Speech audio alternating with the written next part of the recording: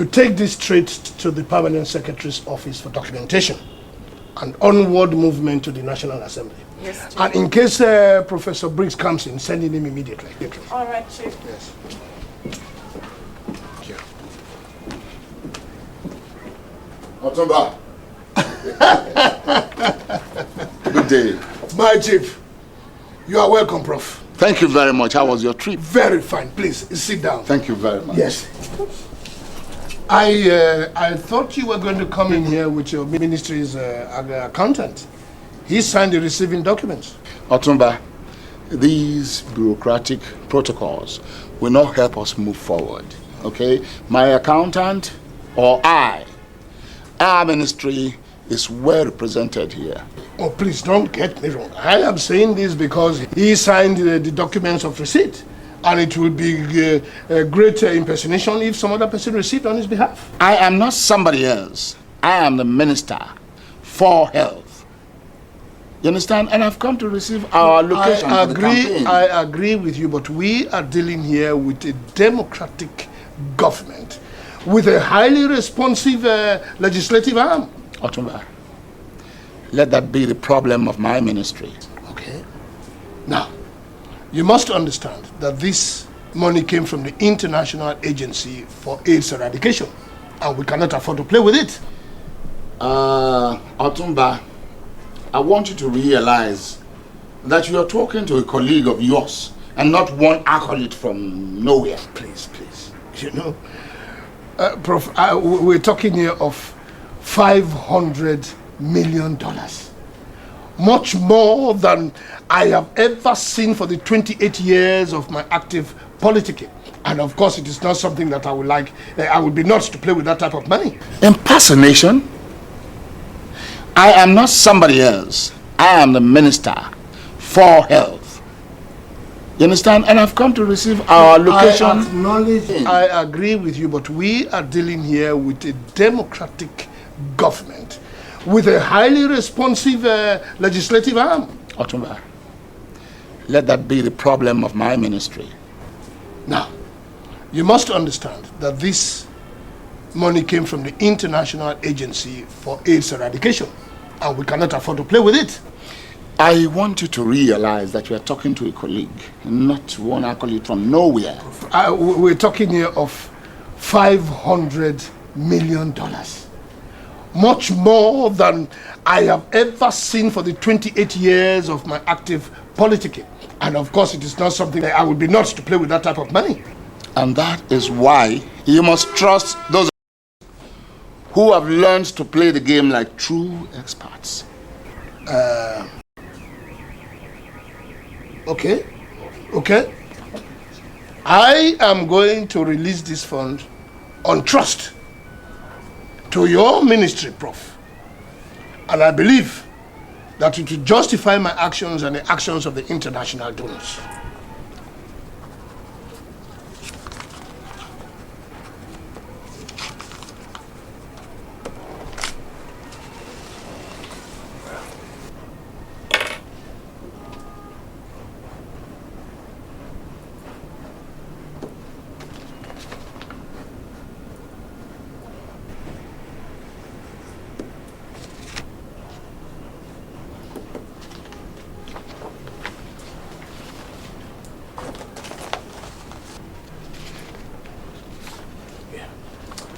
Thank you very much. Thank you. I would have expected to see your auditor too. Why? Because I would like him to understand that I want all these accounts properly audited, because the Auditor General is going to be asked to restart the auditing of all finances issued out of the various ministries this fiscal year. That is your problem, Otumba. For me, it's another mumbo jumbo. Okay? I am on my way. Good day.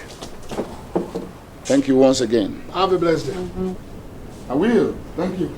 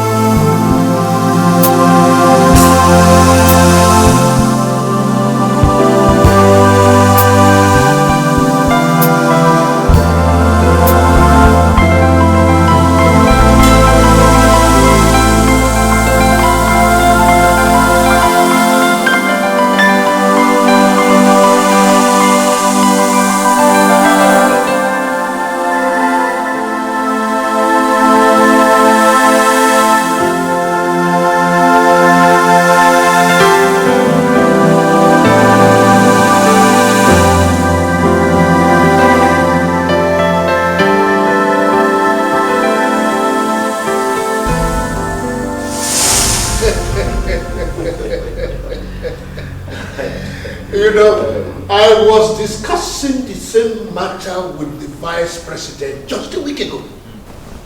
And he tenaciously held on to that view.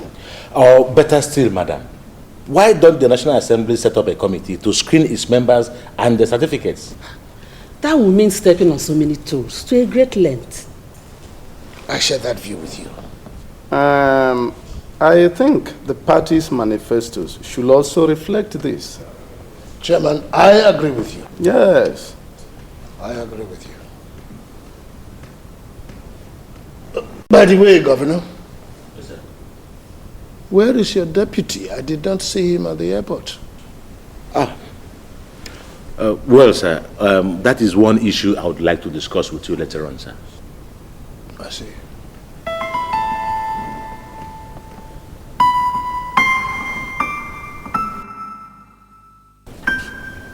He does not attend functions he knows I will attend. He even does not consult or contact me in whatever he does. The climax is that he boycotted our last executive council meeting and also boycotted our last budget presentation at the House of Assembly.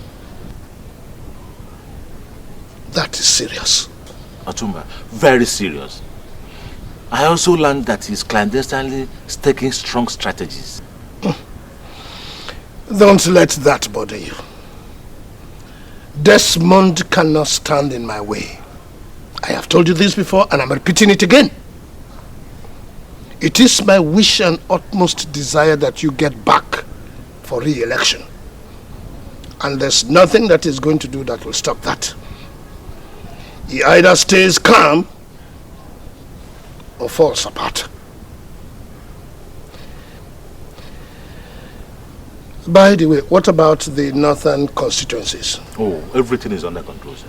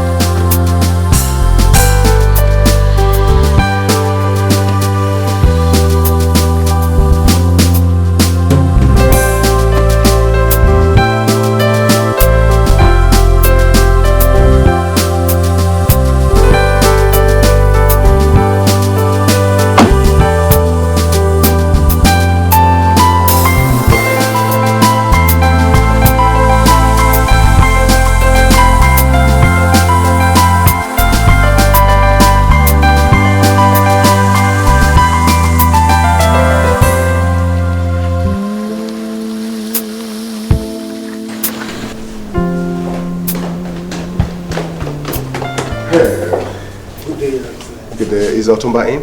Yes. Thanks. Otumba, good evening, sir. Yes, morning, sir. I must register my displeasure at your impudent boycotting of my reception yesterday at the airport. Please, sir, accept my apologies. I receive your apologies, but I demand an answer. It was not intentional. What happened? I had this little in-law who was having a wedding in Umuahia. The gentleman who was supposed to chair the occasion missed his flight in London. So instantly I was made the chairman of the occasion. I got stuck. I couldn't move. Well, that is also a responsibility. Yes, sir. That is it, sir. So how is your family? Everybody's doing very well. I'm happy to hear that. Anyway, I have to leave you because I have an appointment I have to keep. But I want you to meet me tomorrow evening at the party secretariat's boardroom. Alone. All right, sir. Thank you, sir. It's nice to see you again. All the old man cares is that we boycotted his goddamn reception at the airport. What chick? That Dr. Peters is rallied around to orchestrate an age-long status quo is not his concern? That is too bad of him. Too bad of him. I am tired of this whole nonsense. If Otumba is not doing my line of argument, I will have no other option than to sever relations with him. And with anybody who thinks all I guess in this whole exercise is a stab on my back. No way. Peter's is due and he has to go. He has to leave office. As simple as that. Calm down, Desmond. And don't let this group of miscreants to overrun your BP. They are too small to cost me a nice sleep. I think I've made my point. Yes, you have made your point, Mr. Desmond. But I still suggest you honor the invitation. At least, let's watch the chief act. And let's hear him out. I am a senator of the state. And by right, I have a stake in the affairs of the state, politically. So the decision of who to run is not the birthright of Otumba. At least most of us, if not all of us in the National Assembly, need to air our views and opinion. We are stakeholders, for crying out loud. The senator is right, Your Excellency. I think we need to know their intention first. And do not show any sign of insubordination yet. Let's know the aim of the summon. Yeah. Yes.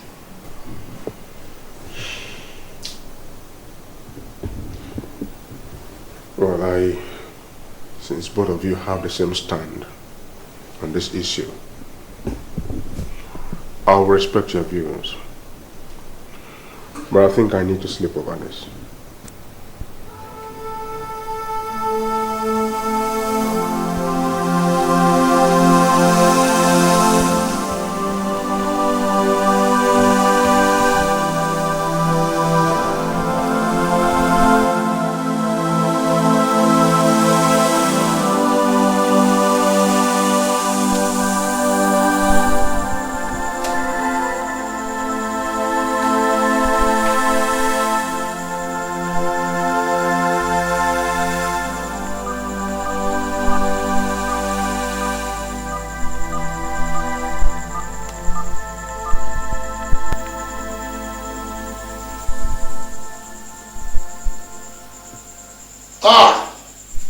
Your Excellency,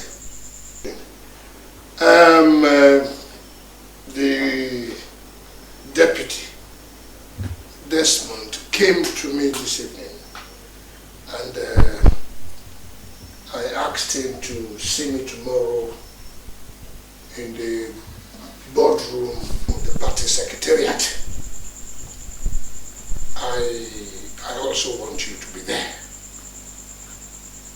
Yes, by 6 p.m. in the evening. All right. Thank you very much. Bye-bye now.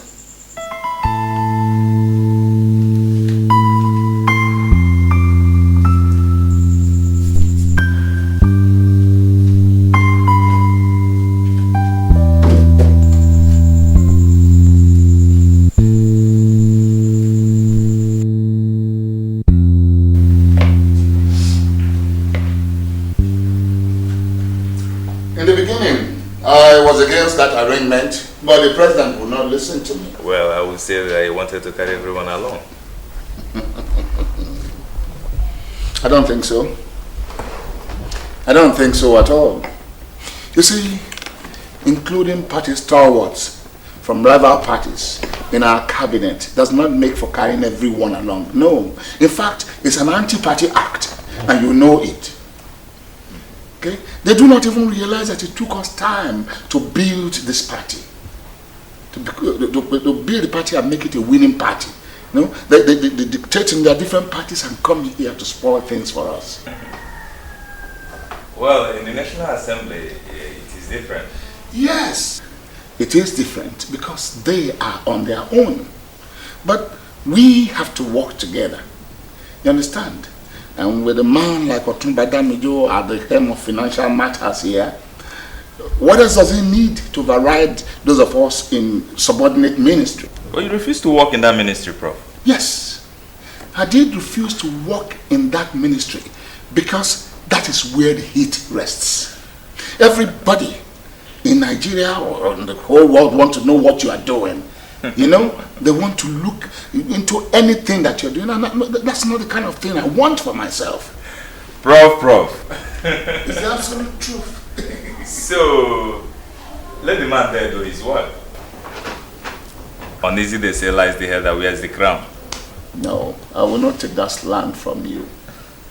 Because I will not let Otumba Damijo run my ministry for me. No, I won't take it from him. I won't take it from anybody. You understand? It is not right. It's simply impossible. Excuse me.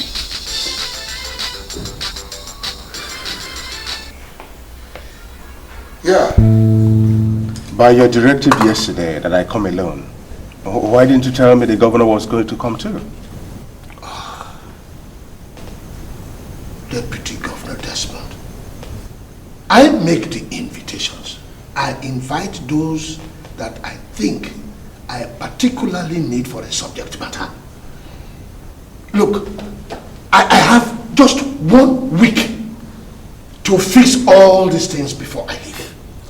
I have summoned both of you here over this controversy, mismatch that I hear going on between both of you, the governor and the deputy.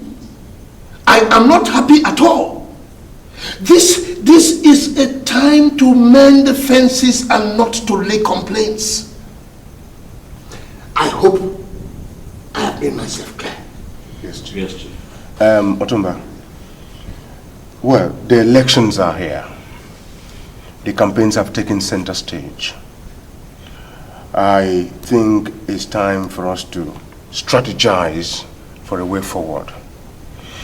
Now, we all know here that Dr. Peters had a pact with the party as regards who and when to hand over to. Let us ask Dr. Peters here his intentions towards this arrangement. Well, what you are saying is right, but you are saying it in the wrong place. You are supposed to bring up this matter when the general members of the party are meeting, not in a meeting of 3 of us. Well, half of the party members are not even here. That matter can only be discussed when the caucus sits. I have decided to break my silence on this because on the meeting of all members of his cabinet from our party yesterday to announce a second-term bid. And? That is a sabotage to the initial agreement the party had reached on the gubernatorial elections. Agreement? Of course, agreement. Did you say agreement? Of course. You know what agreement I'm talking about. You are psyching me as if I was a kid from the kindergarten. Well, like I said before, it is only the caucus that can decide on these things. So why don't you wait until the caucus meets? Yes, but the caucus has been meeting clandestinely. Well, I just think you just have to calm down a bit. You calm down. It is the prerogative of the state party chairman and his host of executives to decide who runs. And of course, their decision is final. I just have to plead with both of you to calm down and hold the peace until this meeting holds. Please, gentlemen. It's a crying shame.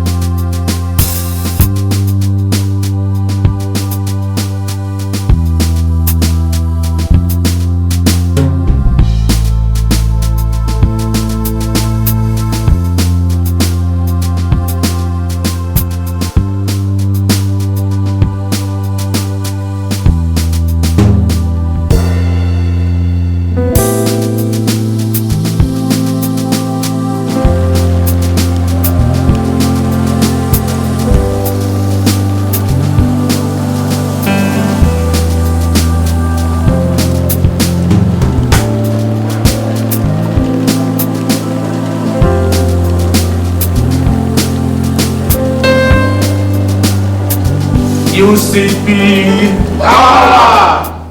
UCP Power to the people! Yes.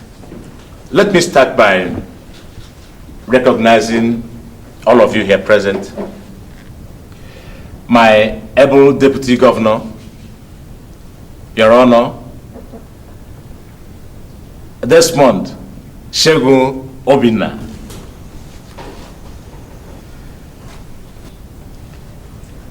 Elder Statesman and Minister of Finance, Chief Otumba Lambert Akin Damijo, GCON, and of course, PhD, Harvard. Thank you. You're welcome, sir. Thank you. Honorable members of National Assembly, Senator Odeyemi Abayomi, and Senator Fanny Amosu San. You're welcome. Thank you. Honorable members of House of Representatives, Mrs. Evelyn Williams. Thank you. And Hajia Bimbo Oseni. You're welcome. I will not forget the Honorable Speaker of House of Assembly, Chief Dr. Mrs. Benson. Thank you. State Chairman and Secretary of our party, Chief Obi Adejuba. You're welcome. And Kemi Nelson Owen. You're all welcome. I want to welcome all of you to my state, especially those of you who had to fly in from Abuja meeting. I pray that the Almighty God shall oversee all that we are going to deliberate upon in this meeting, and at the end of the day, lead us safely back to our various destinations in the mighty name of Jesus Christ. Amen. Amen. Amen. Mr. Chairman, sir, please. UCP Power. UCP Power.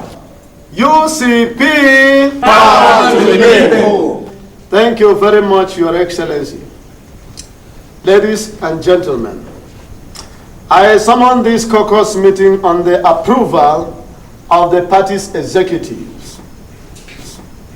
Although some of them are conspicuously absent, owing to their presence at the various venues of our great party's 10th anniversary, of which activities we all know start today. But all the same, we met and deliberated on issues bordering on who will bear our great party's flag by the next gubernatorial elections, and agreed unanimously to give our able governor, Dr. Femi Peters, a second chance to continue. That is unacceptable. It's totally unacceptable. Impossible. We cannot happen. What is unacceptable? Impossible. This is a breach of agreement. You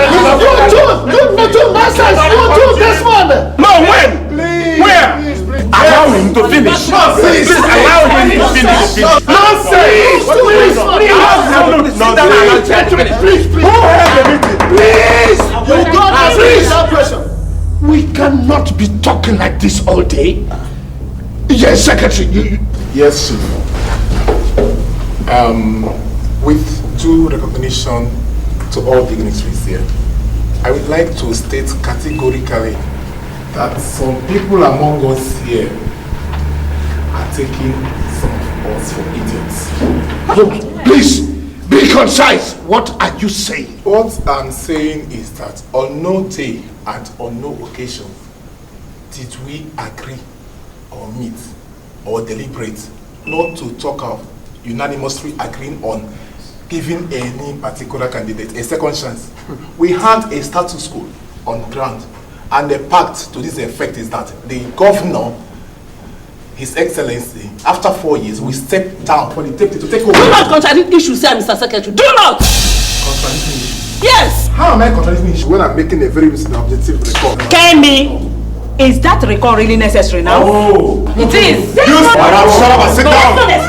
Shut up and sit down and stop deflecting from the issue! Desmond, I have warned you not to be shutting people up as if everybody here is your mate. Otumba, when people refuse to reason like sensible and cultured adults, people who are supposed to be of value and high moral standards, talk this way, you have them to sit down. Would you shut up? Shut up and sit down! No, Otumba, I will not sit down until we clear this issue on grounds which Kenny has raised.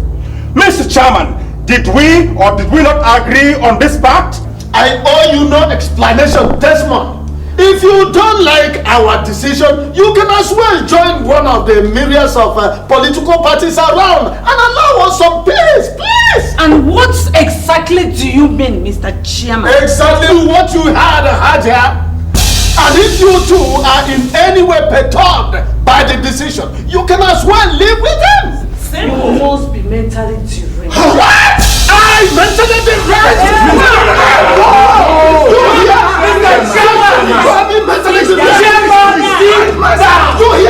Sit down! Right down! Sit down! Alright! Alright! I'm mentally deranged!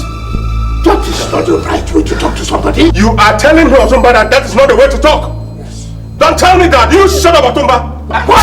Desmond! I said, Otumba, you shut up. Desmond! You talk to me like that. Old man, you shut up and let people talk. You hear him? Desmond has no heart. I have taken my own destiny into my own hands. It's okay. It's okay. Can you people tell me where was I? Which thing who had it? Who had it? Everybody, look at it. Desmond shuts me up. He told me to shut. Can you imagine? Desmond the Fourth shut me up, insulted me and shut me up. I will take this. I am going to deal with him. Can you imagine? He insulted me and shut me up. Please calm down. Desmond has gone mad and everybody knows that he's insane. I refuse to accept that. He is sane. Yes, he is sane. He's sane. But he has definitely beaten more than he can chew. Much more than he can chew. Yes. Desmond has stepped on the tail of a cobra and I'm going to deal with him. Yes. I am going to show him. I am going to turn the heat on him. That was an extreme reaction. An overreaction per se. An overreaction, you say? You call that an overreaction? Or rather an insult? A dehumanization of my personality? A belittling of my ego? You call that what? That little Desmond. Desmond that I picked out of the gutter and cleansed him up. A noble tout. A nobody. My God. Insulting me. It's alright, Chief. Don't overwork yourself. It's alright. I will deal with him. I will deal with him. Yes. That's tough. Stupid.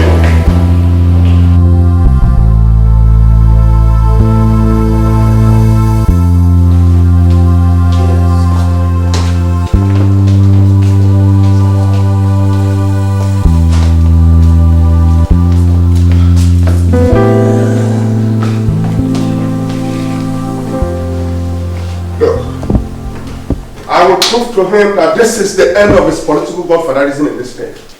I will ensure that. If Ferry Peters ever thinks he will go back to government house, any day I speak, count me as a political braggart. I will tell Otumba that the road to Abuja is not his political birthright. I will match him man for man, word for word, connection for connection, even fire for fire. I trust you. That's enough, friend. That's enough. Let's leave everything to the next sitting. You see, Chief Amosu has done well at joining the meeting. So you can have time to plan your strategies. Exactly. You see, I know it was going to emanate, but I kept quiet. This is the same reason why the whole DPP ministers hate him with passion at Abuja. He'll always want to anchor every action around himself. I don't care whether he anchors or the anchorables around himself. What I care is he either ships in or ships out. Stand by the truth. If he does not, I will tell him I joined politics from active thuggery. Oh yes, that's my tutu. That is it. You say good morning to this man. The next day he expects you to lick his foot. What nonsense! Well, like I said, let's leave everything until Wednesday. My only problem with that schedule, the time, midnight. I think it's good we have it there, so that we have time to iron everything straight out. I don't care whether that meeting is scheduled for midnight, early morning, whatever time. What I know is that Femi Peters has done his turn. It is now my turn. Yes. If anybody does not like it, I will show them and give them good surprises. The Honorable D. That's me. D for Desmond. What does that mean? They're telling us we're right. I will let them know that when a snake recoils, it goes for a strike. I will handle them. I trust Your Excellency. I will handle them. I will tell them I know the boss. I know the streets. Easy. I used to be a street boy. I fight on the street. Oh.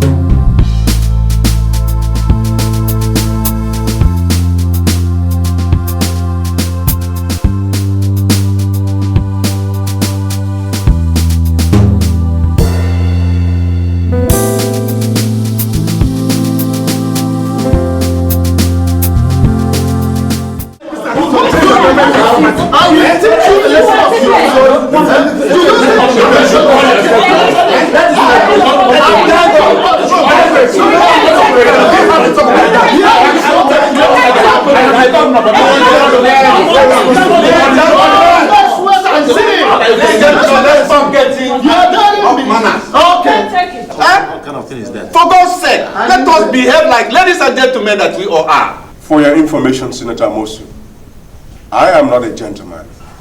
How can I be a gentleman when they have conspired to steal my mandate? How?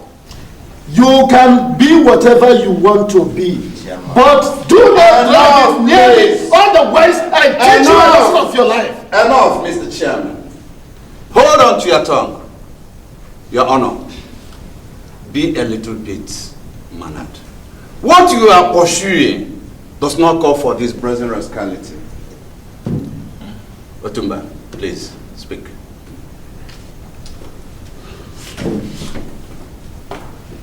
UCP. Power to the people. All protocols duly observed. I decided not to say anything but to keep quiet today until a particular point in time. And this is the point in time. Desmond, I made you. I gave you a definition to your political life. I gave you the overwhelming support and encouragement to attain this political microcosm. The issue that where we are all colliding and misunderstanding ourselves is in your hand. So because I treasure and I am part of your political endeavor, Because I believe in the collective success of everybody here, I implore you to step aside one more time for your boss and continue the good deputizing for yet another 4 years. I thank all of you. Thank you, Atumba. My most dear Atumba, thank you for the sentiments you've raised. Well, since you have calmed this person now, please lend me your ear. I'm listening. I'll start by saying that it is only a deaf man, probably with traces of imbecility in his blood composition, who waits to be told the war is on. The battle line is drawn. Otumba, you won't me into deputizing for Dr. Femi Peters with a charm that's laced with a pact of deceit in the first place. It tells me of an old man who has no iota of truth left in him. It tells me of an old man with dilapidated moral values and ethics, who deserves nothing but vituperations and tongue lashing because he has come so venal and inconsistent. I say before all of you today that over your dead body will I cease to be that which I want to be, and that's the governor of this state. Dr. Femi Peters, you will not recontest the governorship of this state and succeed. I have spoken. You are insulting us. And if I do, what will happen? Otumba, if I do, what will happen?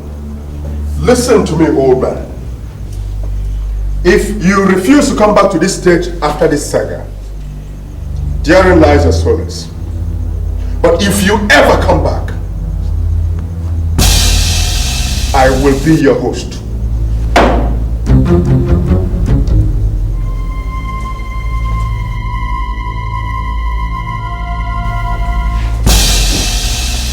His Excellency. Desmond. His Excellency. Desmond.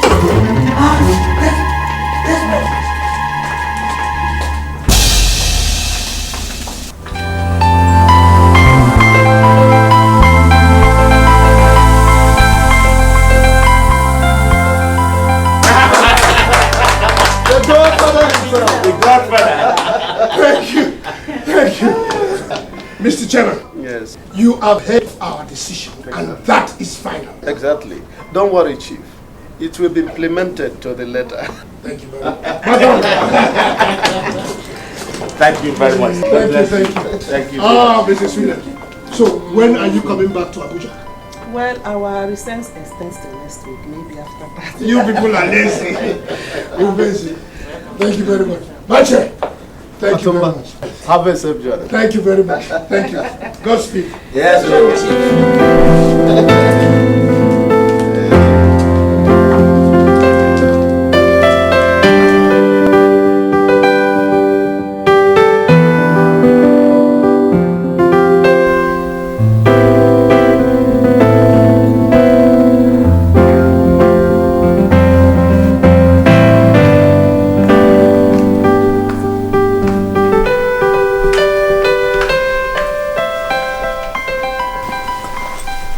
Good day, Minister.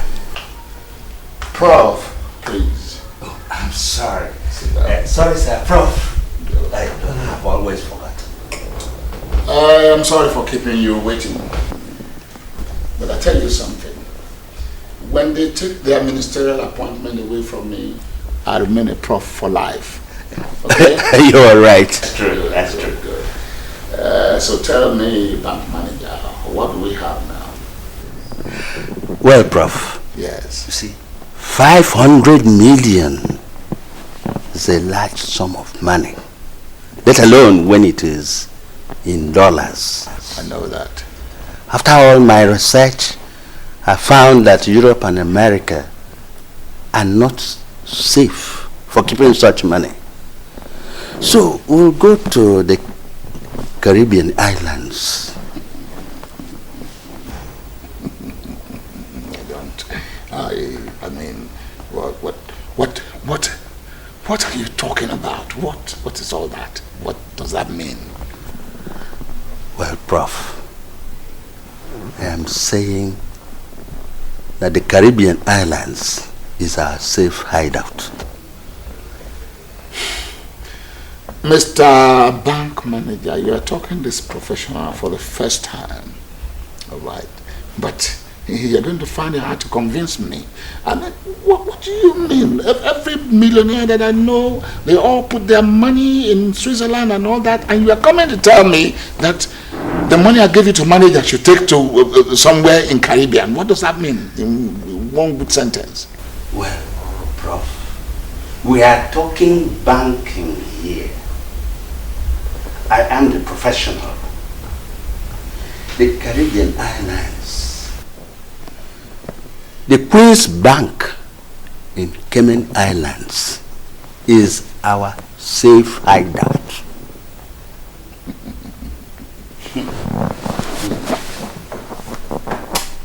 Queen's Bank in Cayman Islands.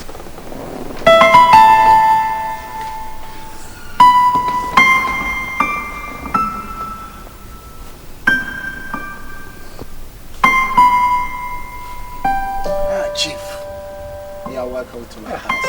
Thank you very much.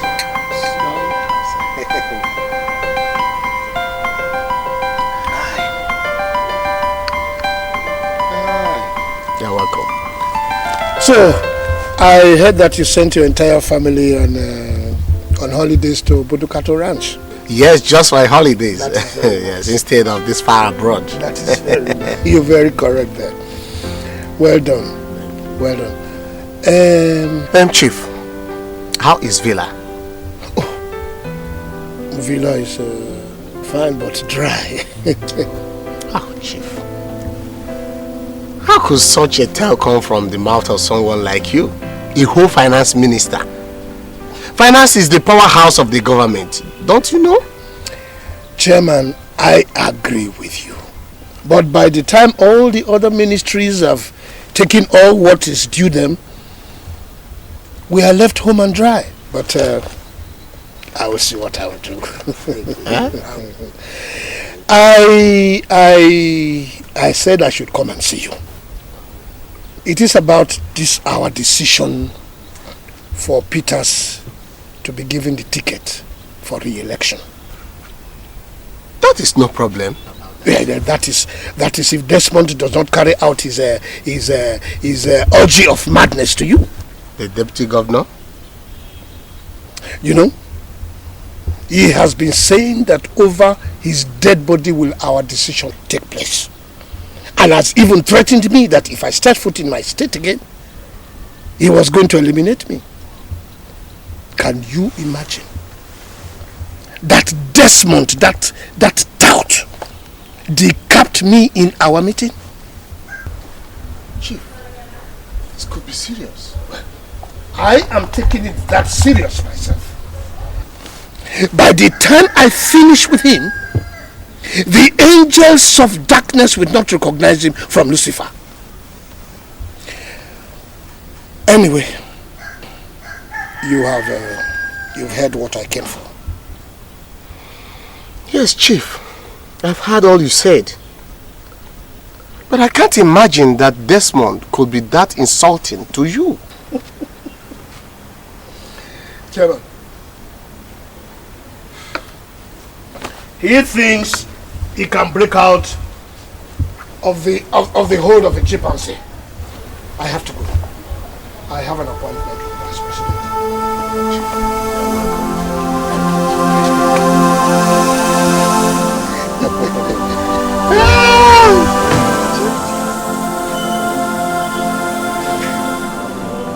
You have done it again. Anything for you, Mr. Chairman. And you, my friend. No amount of appreciation could equate to your benevolence, Obong. That is to you. To you and those of you that understand. Of course. Your Excellency, how is your state? Mr. Chairman, we are steering it in the right direction. And I must say, with your continued assistance to us, we can't do badly at all. That's good. That's good. Otumba was here some time ago. Oh. And he told me about the spate of your deputy's malady. As a matter of fact, Mr. Chairman, that is a very pathetic story. It is a very worrisome story. I think my deputy has lost every bit of sanity that is remaining in him. Maybe he's trying to rejoin those that dumped him some time ago. But it is not enough reason for him to destabilize the peace and unity existing in our party before cross-carpeting. Obong, let me say this. Desmond is only trying to use our party's ticket to achieve a personal selfish end. He has an agreement with the vice president to cross-carpet to IRP on winning the governorship seat. So their intentions of pairing by 2009 will be possible. Are you serious? I know my sources, Obong, and they are impeccable. You know that the vice president's wife is a cousin to Desmond. In fact, she has only but Desmond to her heart amongst all others of her male cousins, since she is an only child of her parents. She actually introduced Desmond to Otumba. Yes.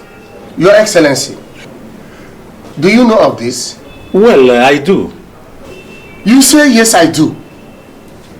Did I hear you say yes, I do? So all this while, you have been a partner to, an enemy to the posterity and sustenance of our party. And you are here to tell me or answer me yes, you do. Well, Obong, I must say that I just learned about this lately, and I have alerted the party's ESCO of the development. And what was your reaction to the sabotage chairman? So we concluded investigations on the matter some weeks ago. And what? And what? Did I hear you say some weeks ago? Is this so short a time for us to take a critical decision against a plain traitor to our party? We have actually mapped out some punitive strategies against him. The first is to deny him the ticket, after which we shall slam him with a suspension orders. That's good. Yes. That's better. But we have to watch him closely. Yes, as a matter of fact, Mr. Chairman, we have set the machinery in motion to do just that. You see? You see what I said? I told Otumba this earlier enough, but he did not listen to me. How could you just pick up somebody from the street and elevated him to the ruling class, and yet such person will never obey the rules and regulations governing the party?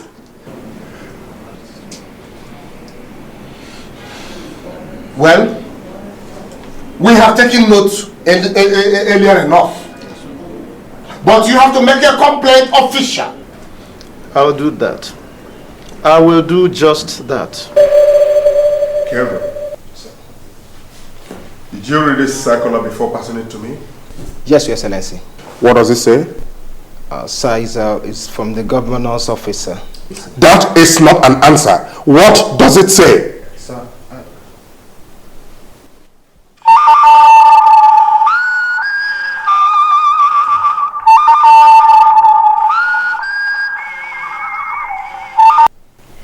Good day, Obonzo.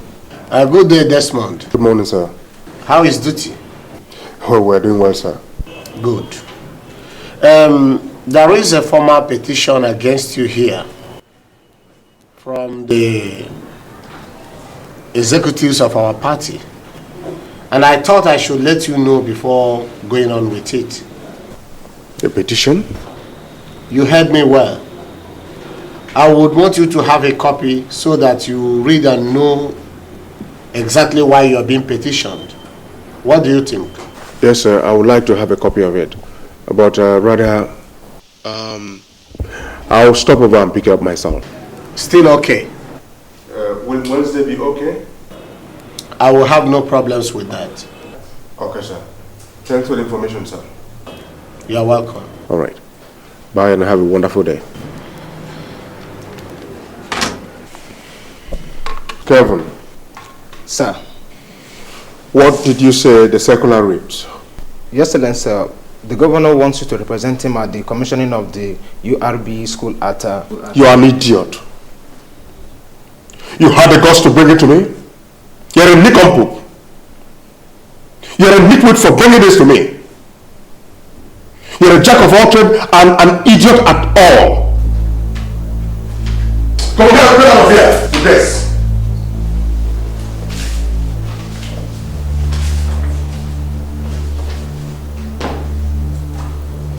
He wants me to represent him. Bastard.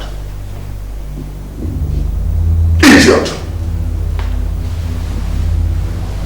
This governor on the spare tire. I can only be used when the tire is down. It's an idiot.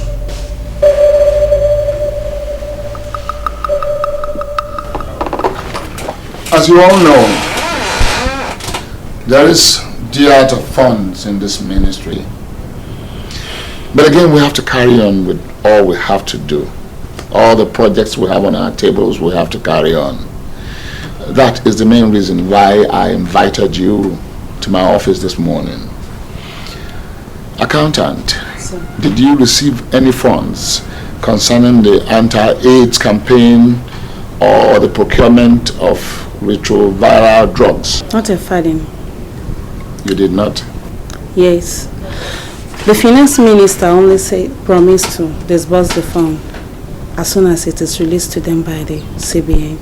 But up to now, it has not come, sir. Okay. Have we been able to generate any funds so far? I think the auditor here is in a better position to tell us that. Good. Yes, I have my records here. Records? Yeah. Mr. Auditor, records could be misleading. Okay? I want us to stick to realistic statistics and data. You understand what I'm saying? And the accountant is the only person who can give us that. Well, if you think so. I have just said so. Accountant. Sir. Do you have your record of expenses during the last rollback malaria summit? Yes, I do, Prof. Good. I want to have that record on my desk first thing tomorrow morning. Okay, sir. I don't think I have that record, sir. Yes. You wouldn't need it. But, sir... accountant, please. How much have you left after the rollback malaria expenses? For my records, sir, net remnant is 62 million naira. Net? She is correct. Mr. Auditor, please listen to me. You see, you have to begin to follow things in this ministry pace by pace. Do you understand me? I don't understand, Prof. What don't you understand? Lots of discrepancies. Huh? I suggest let all these records be carefully appraised. Suggestion accepted. Now submit all your records. Let me do the job. But I am the auditor of this ministry, sir. Does it really matter?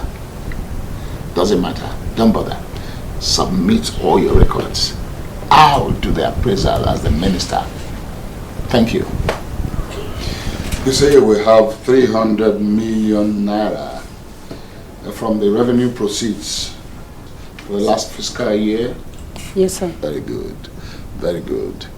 I want you to pay 200 million to the contractors so that they can supply us anti-retroviral.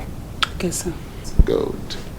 Also 10 million naira for adverts on the auspices of International Agency for AIDS Eradication. That will do. Sir, remember we still have up to 150 million from the Rollback Malaria Summit. Good, good. From that fund, I want you to bring out 90 million naira from that windfall. We'll bring it and reserve it for the payment of pensioners for only 2 months arrears. Okay, sir. Okay. Okay, sir. Then the other 150 million. 150 million. Okay. Pay 2 million into the account of the PAMSEC. Okay, sir. 5 million into the account of our auditor. Okay, sir. It's our auditor. And then you can take 10 million. Thank you, sir. Welcome. You're welcome. Thank you, sir. Yes, you're welcome. Take 10 million and let's reserve what is left for the rainy day. Okay? Okay, sir. Okay. And I want you to write a statement to cover it. You understand? As part of miscellaneous expenses from the office of the Honorable Minister. Okay, sir. Okay. You are covered. I'm grateful, sir. You're welcome, my dear. Thank you. I'm grateful, sir. Bye-bye.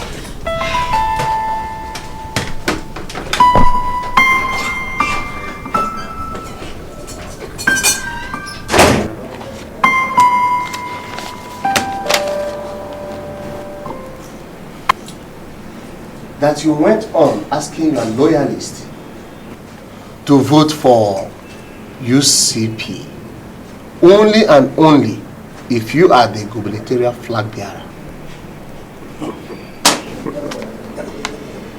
Obong, these are malicious white lies, blatant fabrications employed by the governor and his team of detractors to bring my person to disrepute, rob me of my legitimate turn to the gubernatorial seat.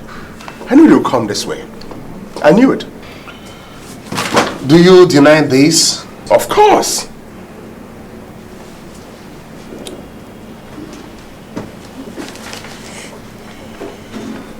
Do you also deny the allegation of impudence against a most honorable chieftain of our party and your own initiator to the political realm, Otumba Damijo?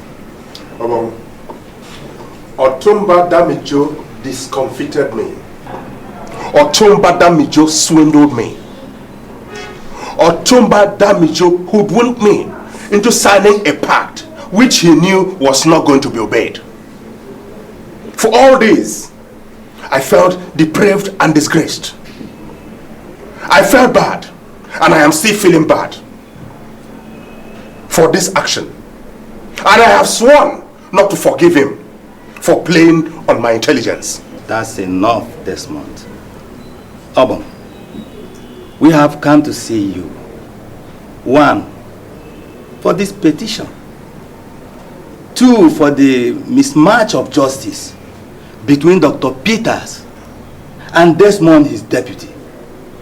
First, in my own words, these allegations are not only frivolous but misleading.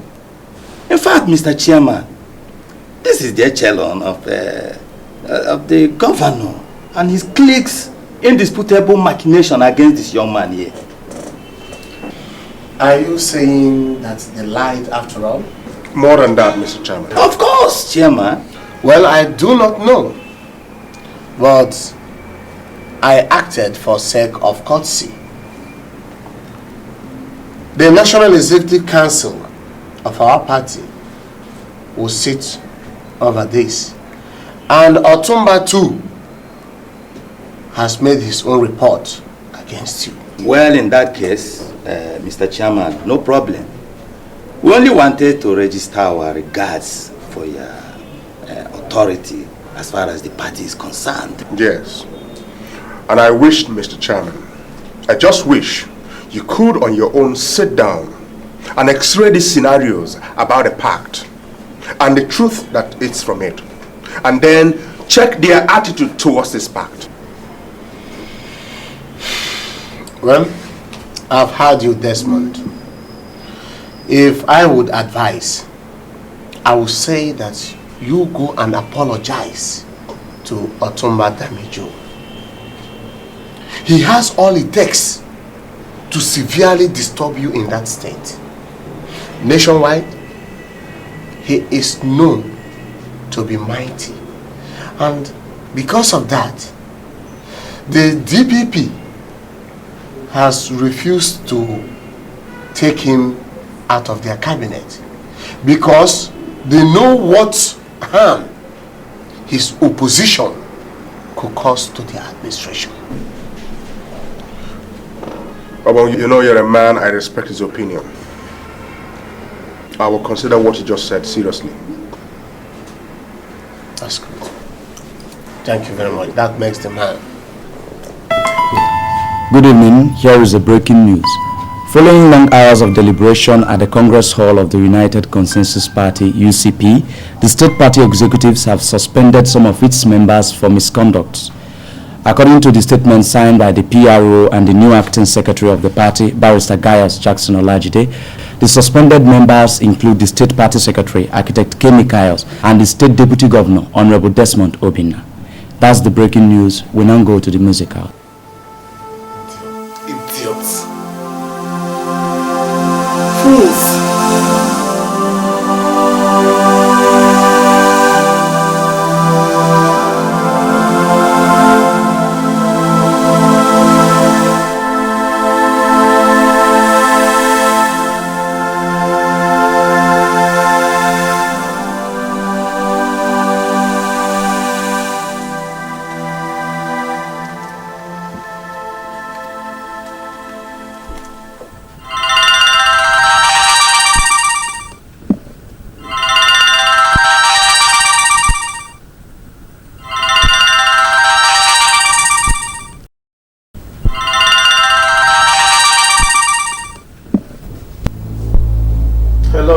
Good evening. Good evening, Chief Adejuba. Who is this? Desmond, your deputy governor. Yes. I am calling to let you know I have received notice of your suspension, Mr. Chairman. And so? I now want to give you my own notice. You have just stepped on the toes of a hungry man with whitlows on his 10 toes. Wonderful witty remarks, Desmond. Any more thing? Much more, Mr. Chairman. I want to let you know that I am taking my suspension in good faith. Good, good. Quite magnanimous of you, Desmond. Just be told that you have just set a stone rolling. This stone will gather moss. Okay then. Let's watch and see whose skull will be crushed by this rolling stone. I'm happy you know the outcome of this action. I'm happy you as well know.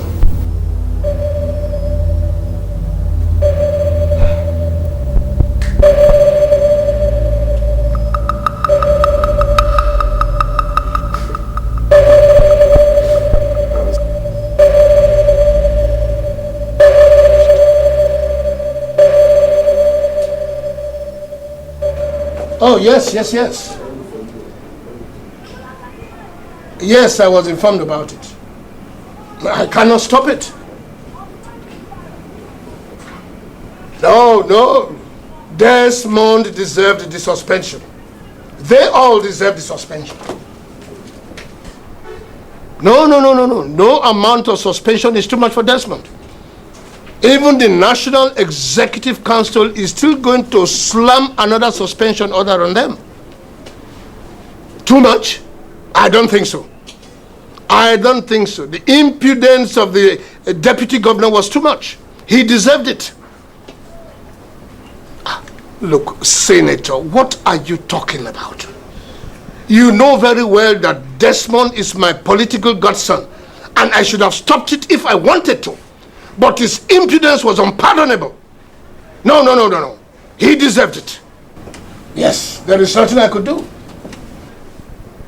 Okay. All right. Bye-bye. Yes? Sir, a fax just came from presidency.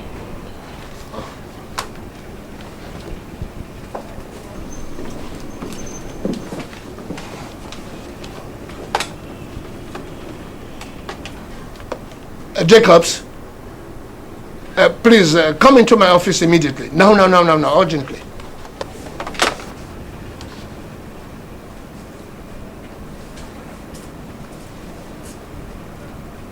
Yes, sir. Jacobs. Sir.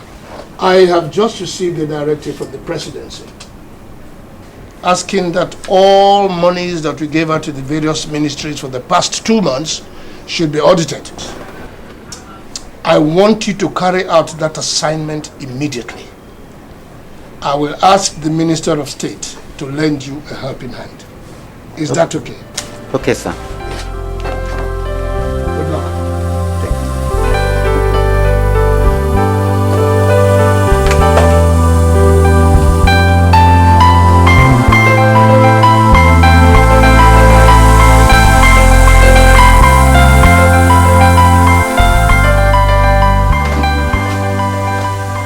Your minister ordered you, he directed you to audit the expenditure of my ministry. I just handed you a copy of the directive from the presidency. I don't give a damn whether it's the presidency or IMF. All I want to know is on what grounds am I accountable to you? I am the Director General of the Federal Ministry of Finance. So what? Does that make me accountable to you?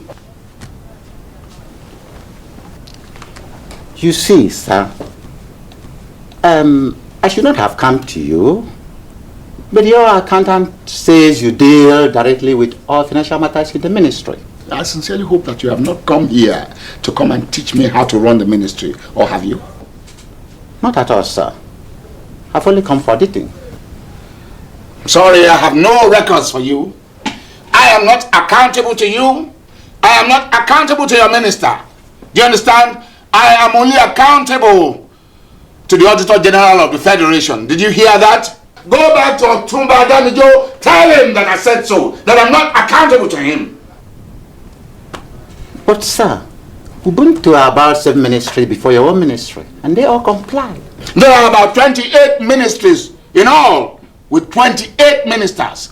I'm a very different person. Do you understand what I'm saying? I am different from the 7 people you talk to. Now get up. Get up!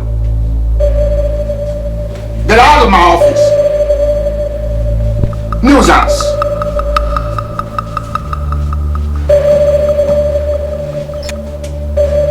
Look at him shaking. He couldn't even open a door. And you've come here to audit me. Get out. Tommy.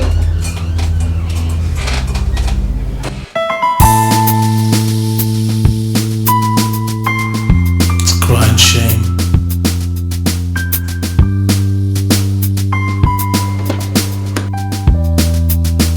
Black day.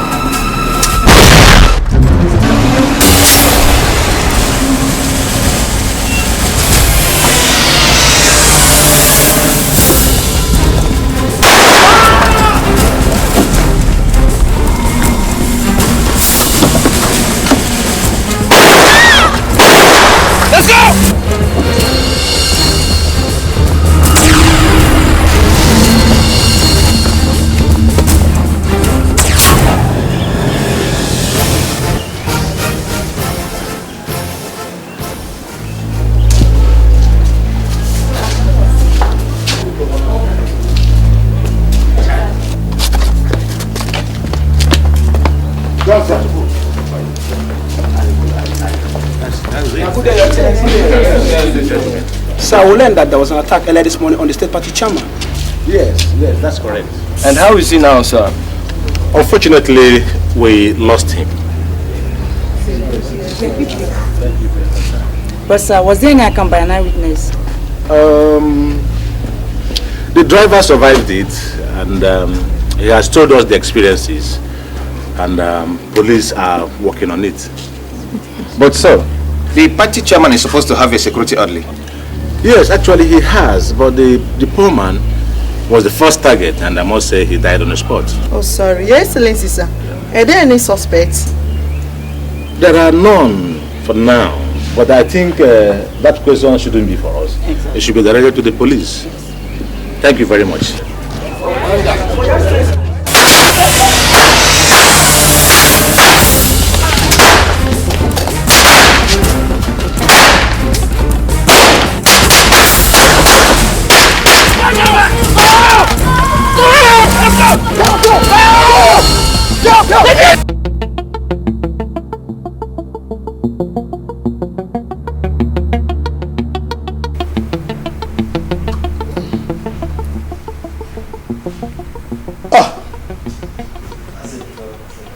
Professor, it's getting late.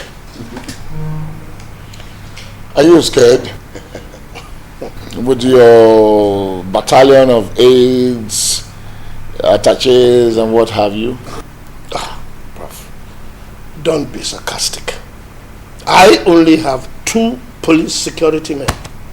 That is Inspector Davis and the other boy. The other 2 agents are arrangements made by me. Okay, that's Austin and his colleague, right? Oh, yes, Austin. You know him? Sure, we know Austin very well. Austin was very supportive during our last campaign trip. Oh yes, it's a very, very nice boy. Yes. So what did you say you wanted to tell me? It's about this auditing directed from the presidency. I want you to skip my ministry. Skip your ministry? Yes, it is possible. After all, this is our country, and we are in the corridors of power.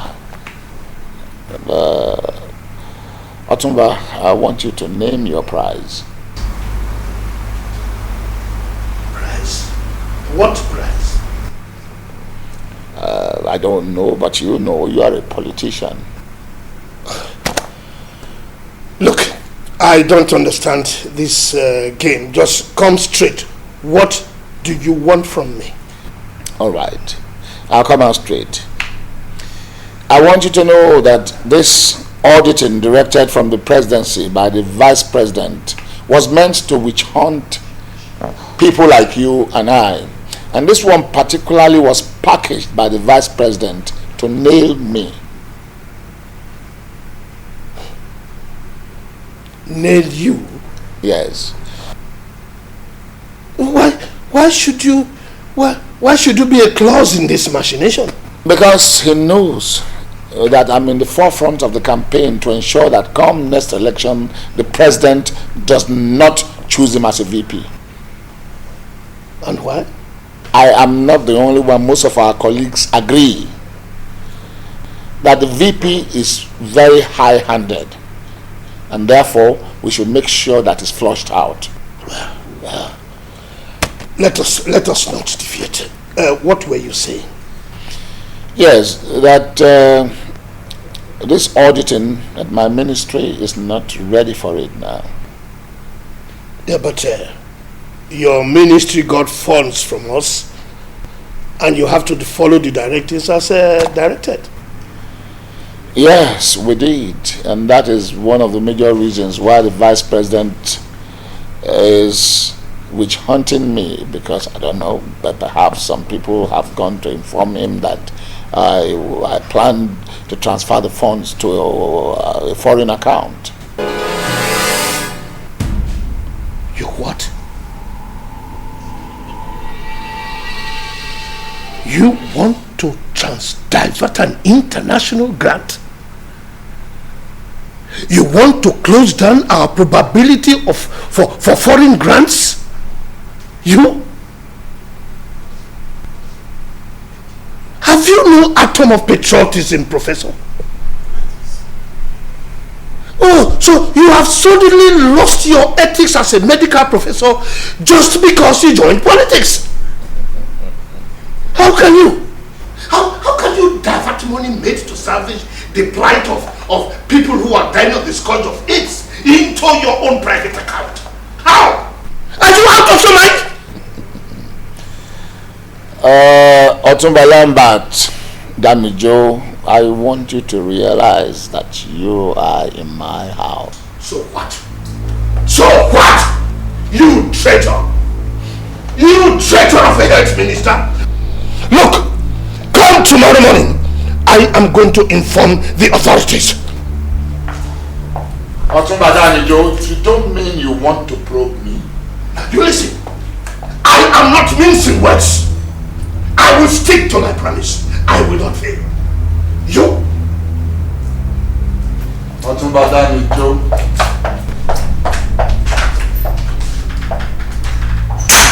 Forget it. This is our country.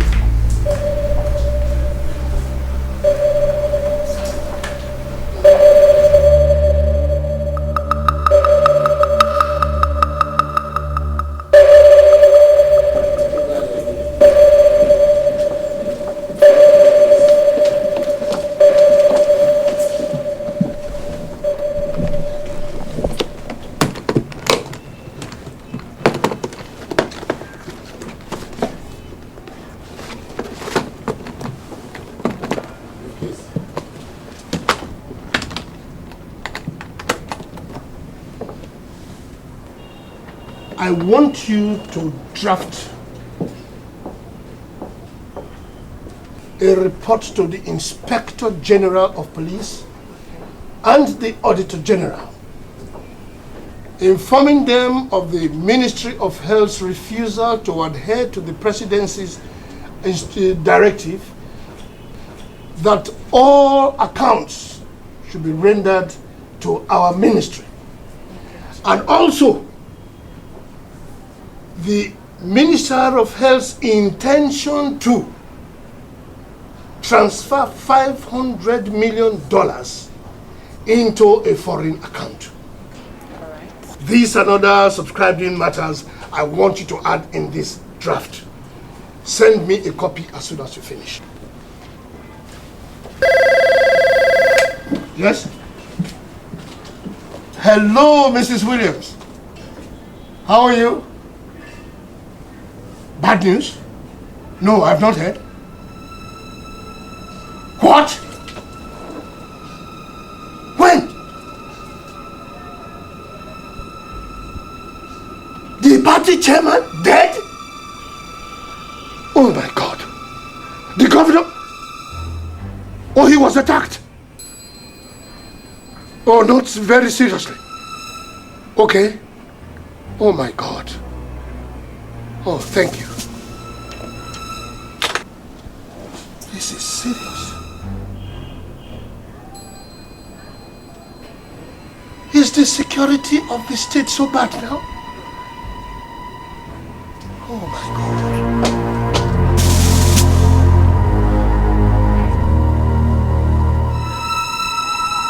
This is a cruel mismatch of justice. A total misjudgment of complaints. No, leave them. Leave them. Let them be. Let them go ahead and suspend me. Suspension is not death. Neither is the National Executive Council God. Let them go ahead and suspend me. But it's quite crystal clear that UCP is just 1 out of 28 political parties. So let them go ahead and suspend me. I know this is all Otumba's handiwork.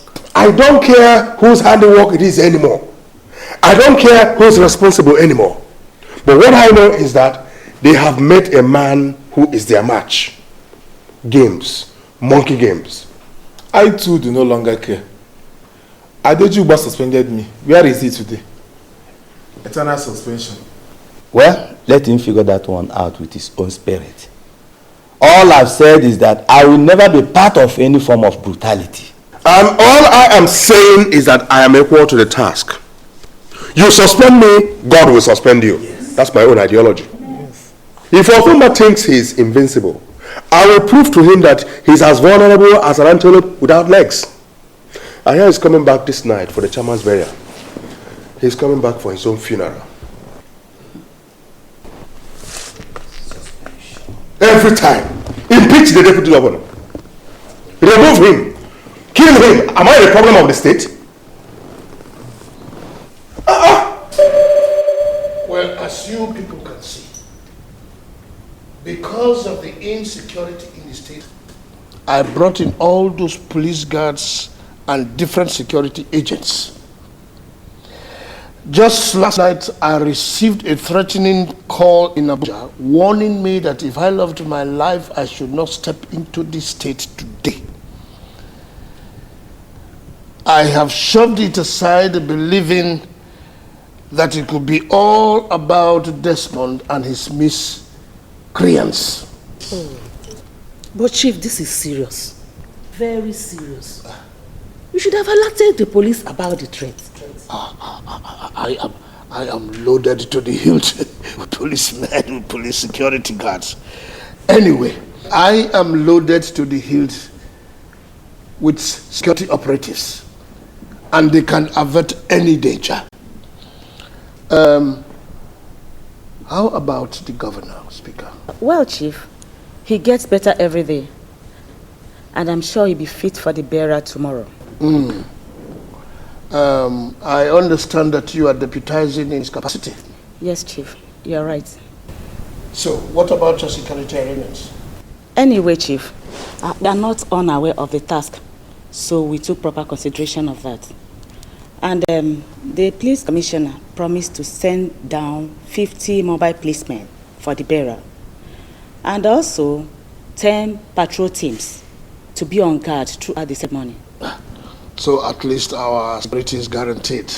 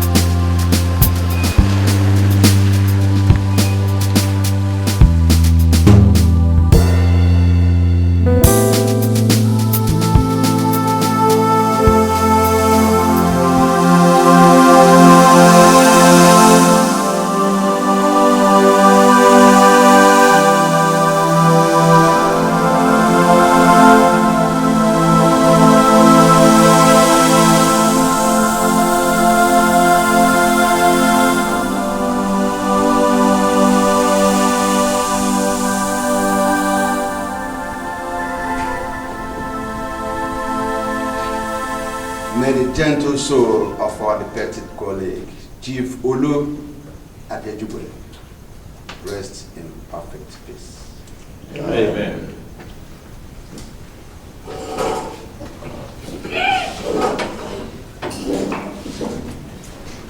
Well, ladies and gentlemen, let me seize this opportunity once again to introduce these two noble men that are standing in our midst. First is the acting secretary of our party in the state since the suspension of Kemi Nelson by the state party ESCO. He is Barrister Olajide Gayos.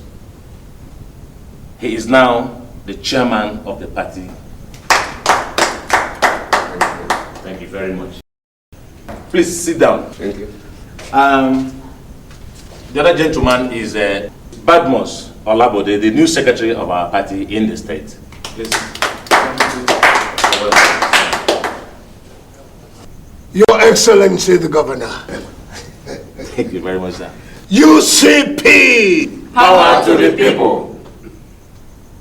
First of all, I want to congratulate both of you for your new appointment.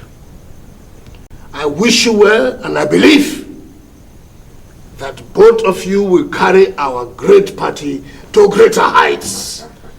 You are welcome on board.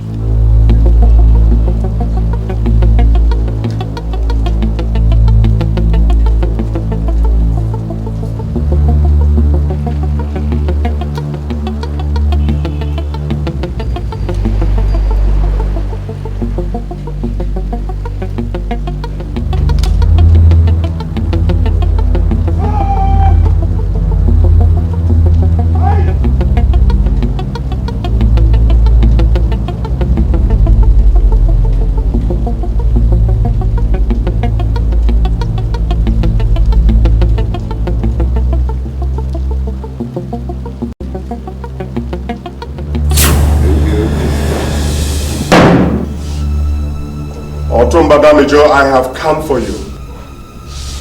Who let you in here? You have been suspended from this party and you have no reason barging into our meeting. Desmond, who brought you here? Shut up! You are disrupting our gentle proceedings. Please! Sit down there. Don't ever talk to me that way.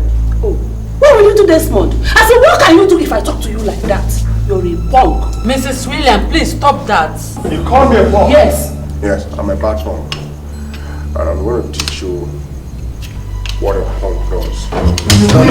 No. Desmond, please get out of this place, please. And you, Otumba, chief or whatever you call yourself, the battle has just begun. You will never live to see this race you began to a finish. To think that I was your political godfather. You are a big disappointment. Good luck. Let's see how this hate is going to be absorbed by all of us.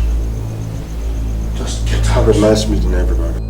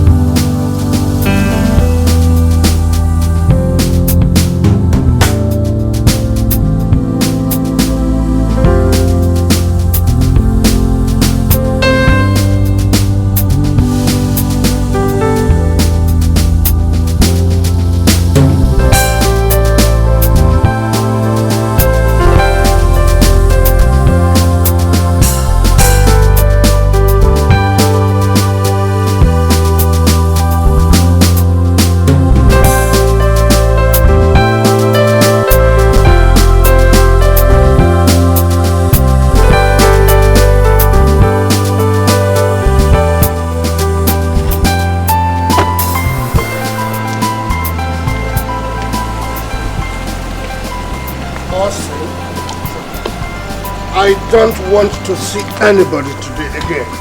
Okay, sir.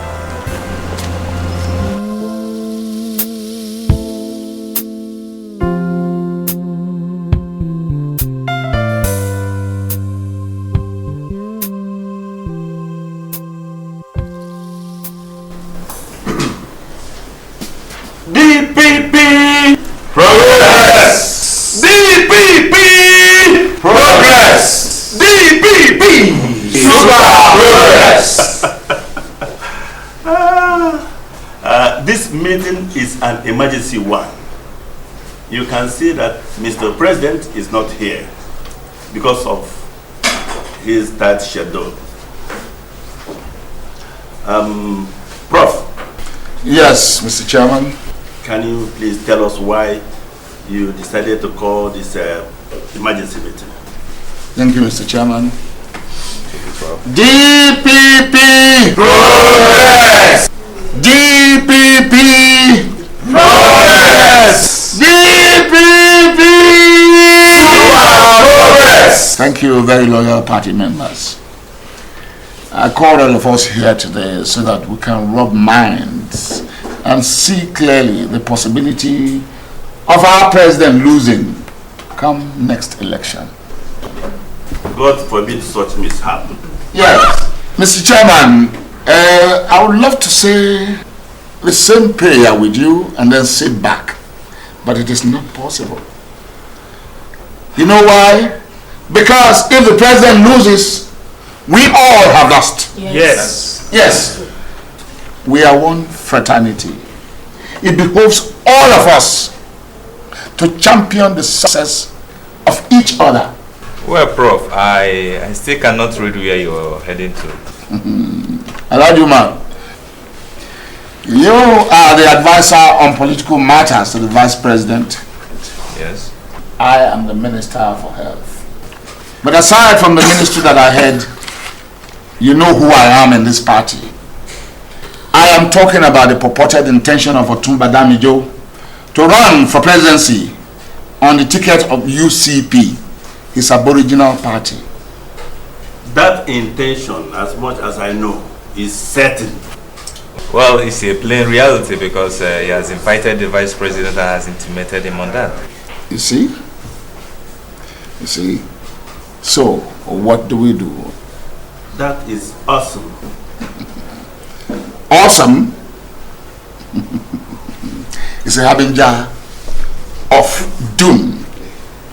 Yes, we all know that Otumba Damijo comes from the same area with the Vice President. And it was solely because of the Vice President that our party was able to win some votes in that area. Yes, of course. Yes, and if he dares to run, that means we'll lose from that region again. Sure. Yes. And that was why he was inculcated into the cabinet in the first place. So that UCP could be polarized, whereas we take a ride into that region. Ladies and gentlemen, something alarming is about to happen. Very alarming, because Mr. President already has opponents from his own region and other regions too. And now the VP's region is about to be lost to UCP on Otumba's calculation. So? Something must be done. And very promptly too. Yes. I suggest he should leave us completely. Yes. Let him go. Good. Let him leave us.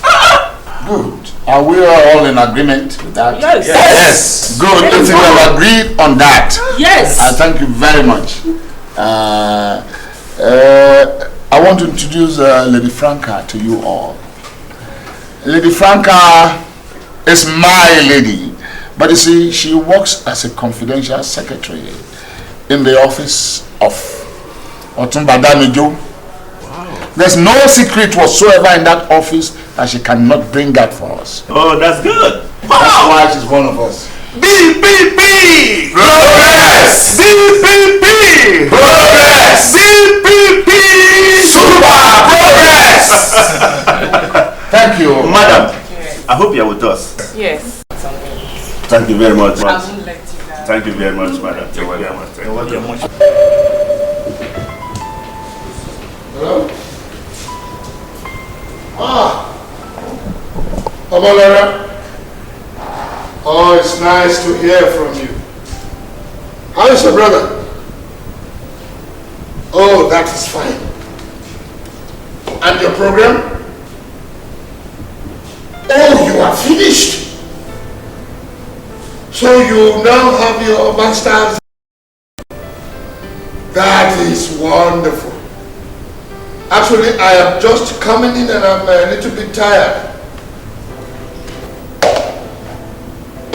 Oh, congratulations, my darling. Yes, I owe you one. Well done. Well done. So when are you coming back? So soon? No.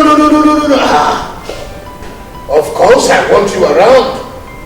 You know the elections are coming up again and your father is being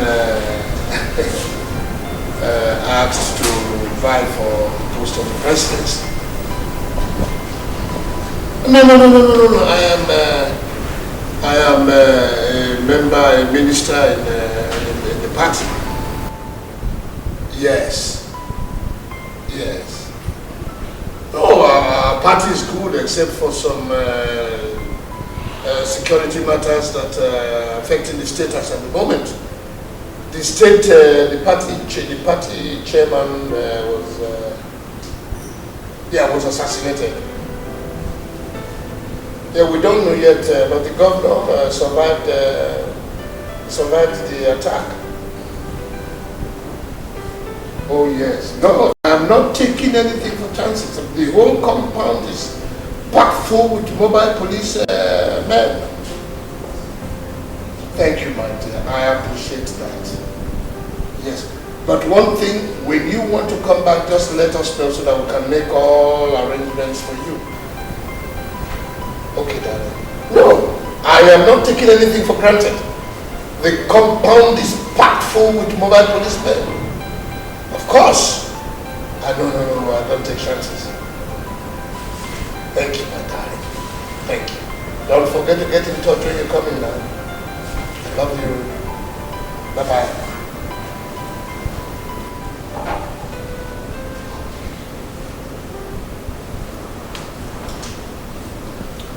Austin!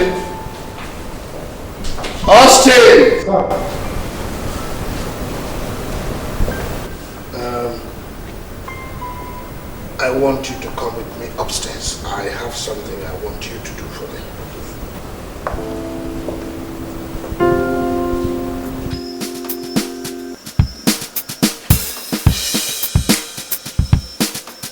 Lion to Hector.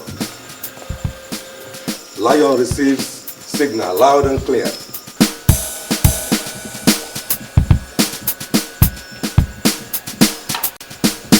Yes, sir.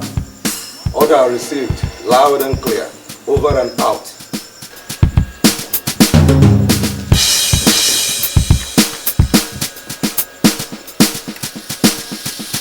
Area!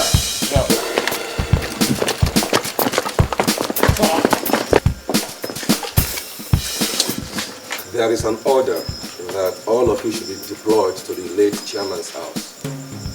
So, get on with it. Move it. Move it.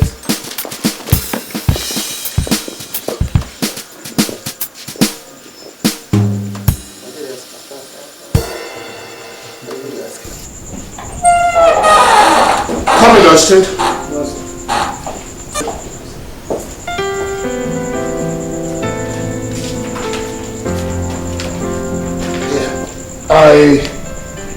I want you to make 20 copies of this.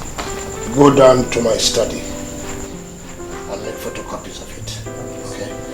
It is top secret. Okay?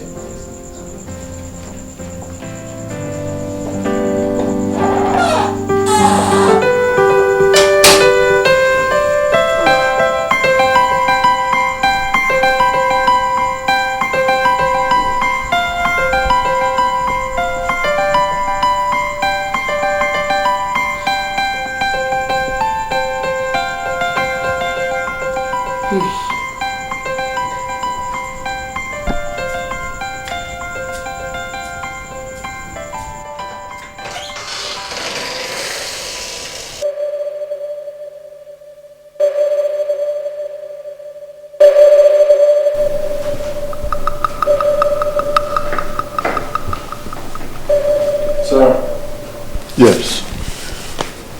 Is everything in place? Everything is under control. No crime, sir. Sure? No problem, sir. Alright, get going. I want results. Trust me.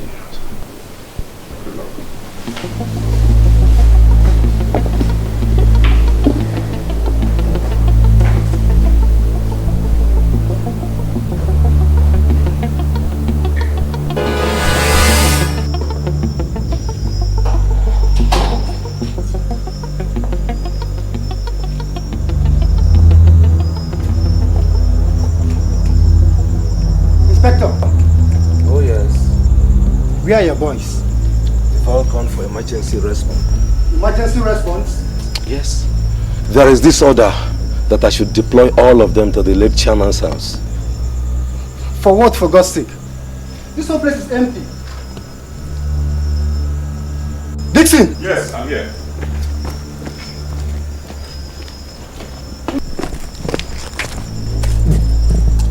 Inspector. Yes. Who gave the orders? The order is from headquarters. Well, that concerns you. I'm going out. Excuse me, where are you heading? As you can see, we don't have enough men to guard this place. But I'm going out does not mean I'm going to come back. Let me look for something to eat. Something to eat? Are the cooks not on duty? I wonder. I want to eat a very good food. Okay, make sure you come back immediately, right? It's alright. Let me have the keys. Oh, sure. Here. Thank you. You're welcome.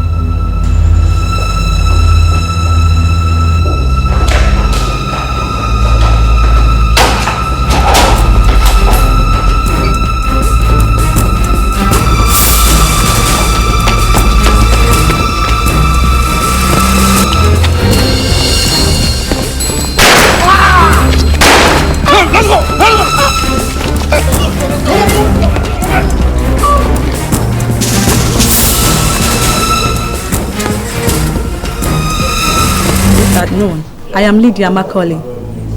It has been confirmed that the Honorable Minister for Finance, Otumba Lamba Damijo, has finally taken his last breath at Federal Teaching Hospital, where he was admitted after yesterday night's attack on him at his residence by unidentified gunmen.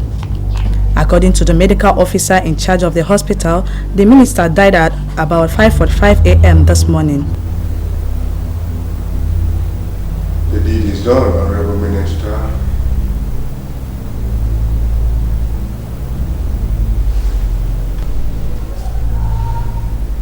Among the various positions held by the late minister in his lifetime, he served as a director of finance in the State Ministry for Finance between 1976 to 1979, and he also served as the Commissioner for Chieftaincy Affairs and Local Government Matters during his time. And now, sports news.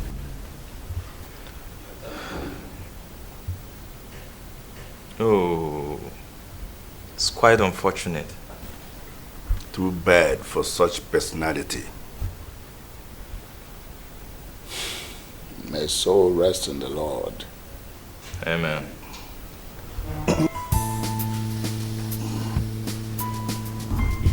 It's quite shame.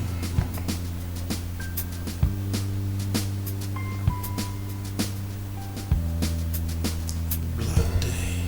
In the dark, in the moon, it's a war, it's just a shame, it's a drag, it's a wound, it's a saw, it's just insane, it's a sting, a decay, it's a crack, it's a disgrace, evil wind, bloody day, it's a slap in our face, it's a crying, crying shame, what a shame, unbelieving, evil days, oh what a pain, it's a struggle of power and fame, oh the helpless ones who will die, who is to blame, it's a game, how to play, it's a win, it is a lose, it's a chain, so much pain, oh please bring your fighting shoes, it's a cheat, it's a tussle. Ma'am, this is brutal. This is inhuman. God, I can't believe this. I can't believe that this kind of politics could still be played in this part of the world at this time and age with so much rancor and brutality. If the minister of the Federal Republic could be cheaply assassinated in nowhere else but right inside his bedroom in his house, then we all have to go to the rocks for a hide because the society ain't safe for any of us. Your Excellency, this is barbaric. It's gruesome, Amalara. It's so pathetic and derogatory of our security system in this part of the world. What is the federal government doing about this? Well, Mr. President just finished the emergency security council meeting and instructed the police and the SSS to work together and fish out the perpetrators of this heinous crime within 6 months. 6 months? No, I can't take this. Gosh, what's happening to this country?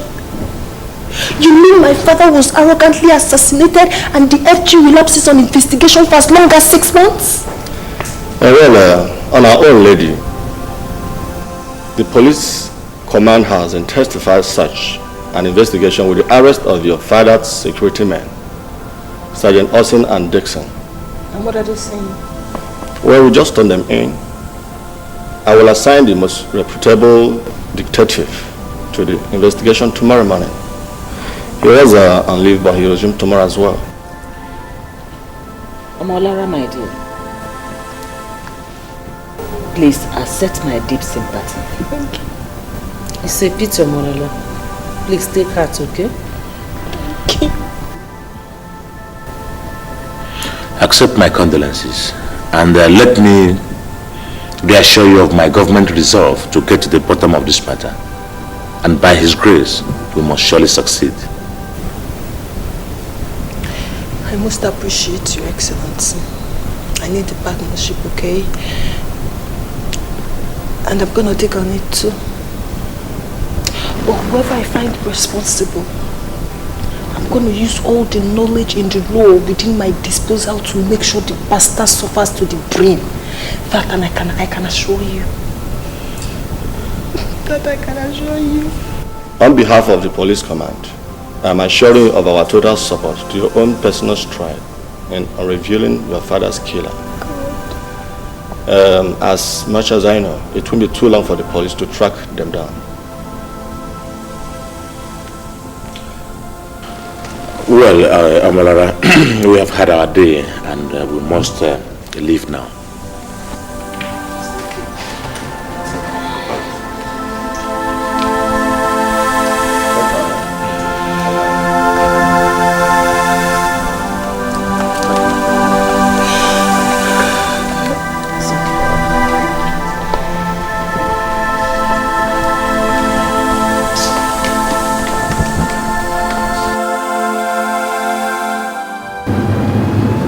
But you have been coping with your lessons now.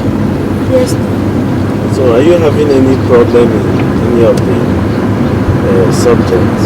No, Dad. Are you having problem with your lesson teacher? Oh, how come you have this one?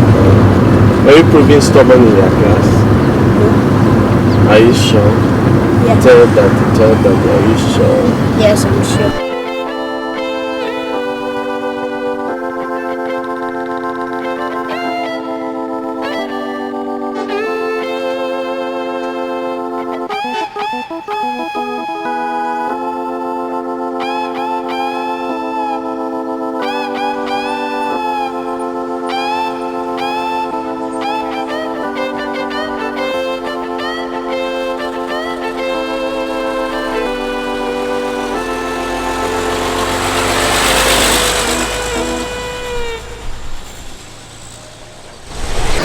Bruno, I have to go to work now. I have an urgent call. But Daddy, you said you're on leave. How come you are going back to duty? Bruno, I have to, okay? Duty calls. Duty calls all the time. Not all the time, boy. But this time around, most sensitive. The commissioner himself wants to see me. I don't just like this reduction, Daddy. It will make me so lonely. You are not going to be lonely. You are not going to be lonely. Because I will always come around to pick and drop you at home after your lessons. Home? Yes. Home is boring too. Since mother died, I hate staying at home alone. Come on, Bruno. Don't throw into recalls. Leave the dead to stay away. But the memory is dead. It keeps coming. I know. You see, Bruno, don't give me any gloomy moments. You need to be happy. And I too. So push the memories away. Bruno, Daddy loves you. And I will do anything to keep you happy. I promise. I will always come around to pick and drop you at home after your lessons, or I'll send any of my junior officers whenever I'm busy. Okay? Good. So you have to cope with a Kaite in the house. Like I told you, she's a nice person. Until I am able to get you a stepmother. Dad, you will? Yes, I will. I will do anything for you. Okay? So you have to go to your lessons now. Alright? Okay. Read hard. If I'm coming back, I'll buy you ice cream and meat pie. Okay, Daddy. Okay. Bye-bye. Bye.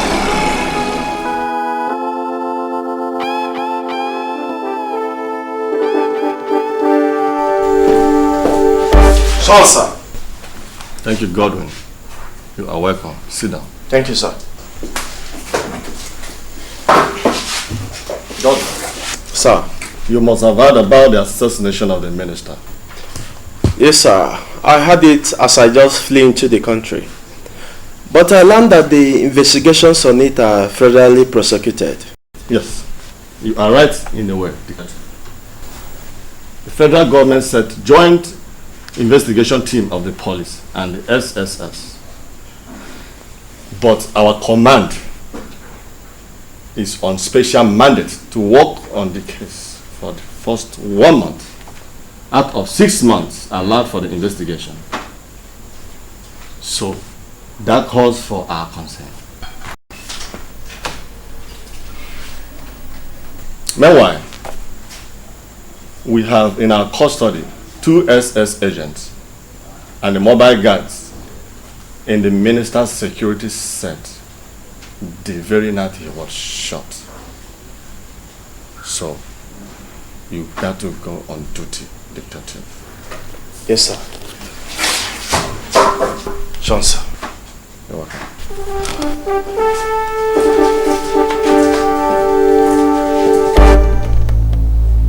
Talk to me now, agent. I'll order my boys to batter you over and out.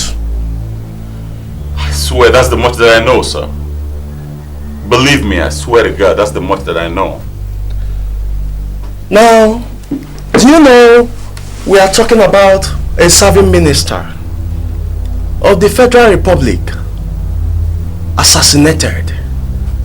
Not any time, but when you are on his guard.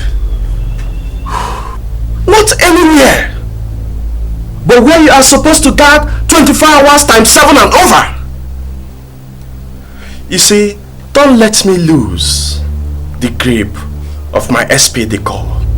Sir, believe me, we were not expecting that attack. We were taking on our ways. Hold it! Just hold it right there.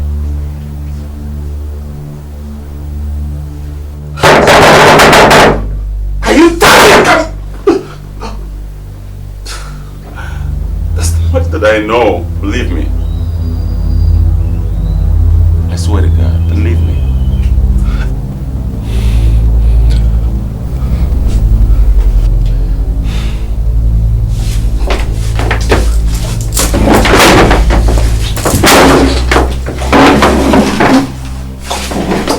It's okay, it's okay, it's okay.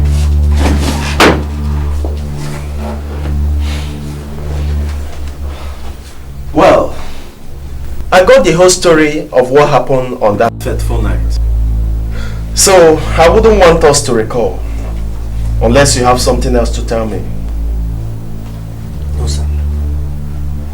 Well, since you don't, I have just one to tell you. You're a first man. And you know what it means, saying that a job is sensitive or delicate. But Austin, you surprise me. You amaze me by your attitude to duty on that fateful night. So what informed your leave from your duty post just a few minutes before your subject was attacked? I left to eat. Eat?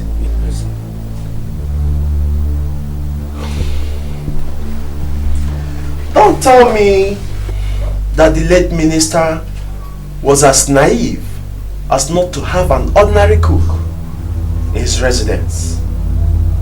Are you gonna tell me that? I decided to have a change of diet. Wonderful decision! But how do you explain that it was only on the night the minister was attacked and killed that you developed this sudden drive to have a change of diet? It was a coincidence, sir. Coincidence? Yes, sir. Good coincidence. But I bet you, Austin, you will never want us to consign here. Or do you? No, sir. Now listen to me. If there is anything you're not telling me about this case, begin to say it right now. Because you're about to face the drum of a very deadly music. There's nothing more I have to say, sir. I said, Tommy! There's nothing more I have to say, sir. I'm not serious now. Officer, take this punk out here.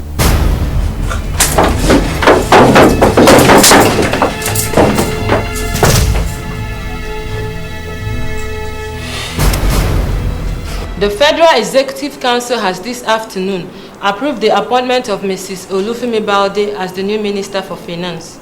She replaces Otumba Lambert Akindamijo, who was assassinated a fortnight ago at his hometown. Mrs. Balde's appointment takes effect from today, the 24th of August.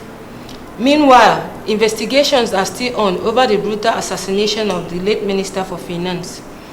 A joint team of the police and SSS in charge of the murder says they have a lead into the murder and shall unravel the killers in no distant time. That'll be enough for now. Let us see how they will unravel this and find the killers. Sherlock Holmes.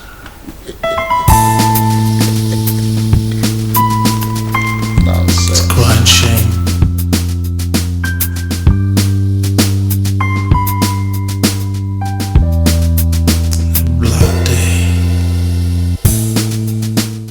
I learned that both of you were very close to the late minister before he died. That's correct.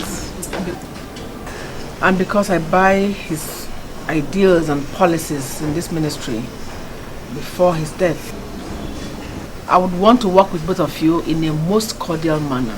Okay.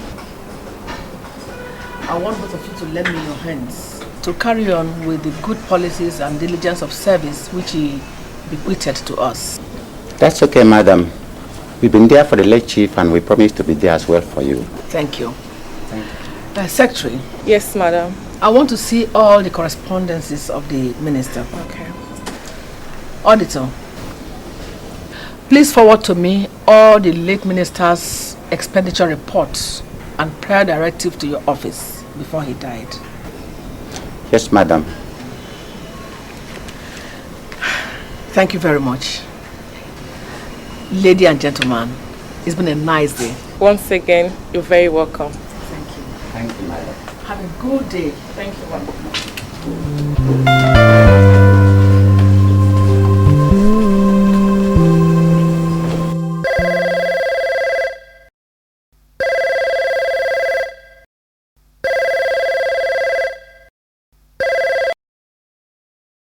Hello, good evening. Yeah, good evening, Godwin. How are you? Fine, thank you. Who is this, please? Well, a friend. A friend? Sorry, but I can't guess who. Don't worry. You don't need to know who. Well, if you say so, what do you want from me, friend? Just a little favor.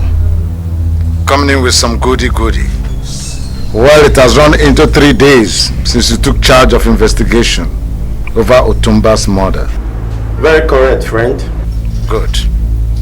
I want you to name to us how much it can cost to facilitate the escape of one of the security detainees in your custody over the murder. Who out of them? Your prize first.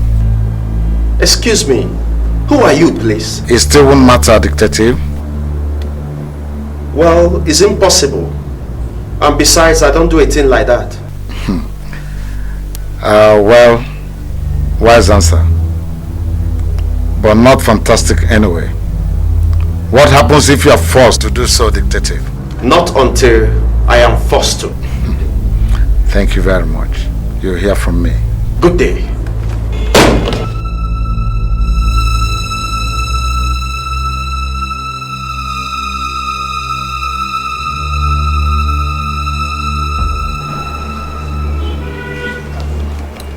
I am Bimbo Daniel from the SSS. I have an order from the State Commandant to come and pick 2 of our colleagues that are involved in the incident to the headquarters for questioning.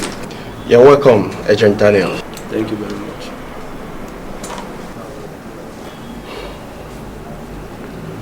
Who authorized this? The Commandant General. Is my commissioner aware of it? Well, I don't know. Then you need also to obtain an authorization from the commissioner as well. I don't think so, Detective. I have my order. But as you can see, Agent, I'm not a subject to this order. So I can't obey it.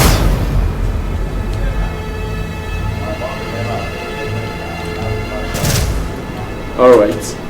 Good day, Detective. Good day, Agent.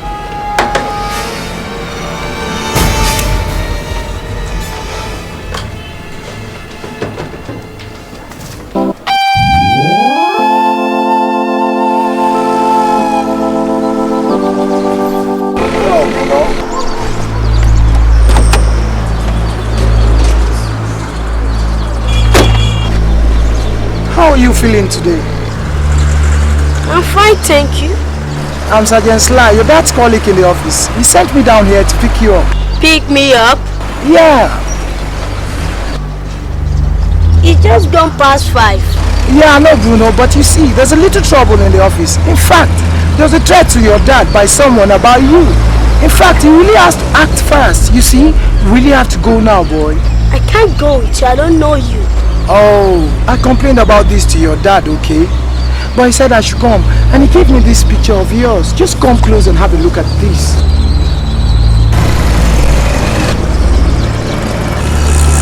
Come on, boy. We just have to go now. We just have to go now. It's okay, huh? Everything's gonna be alright. That's my boy.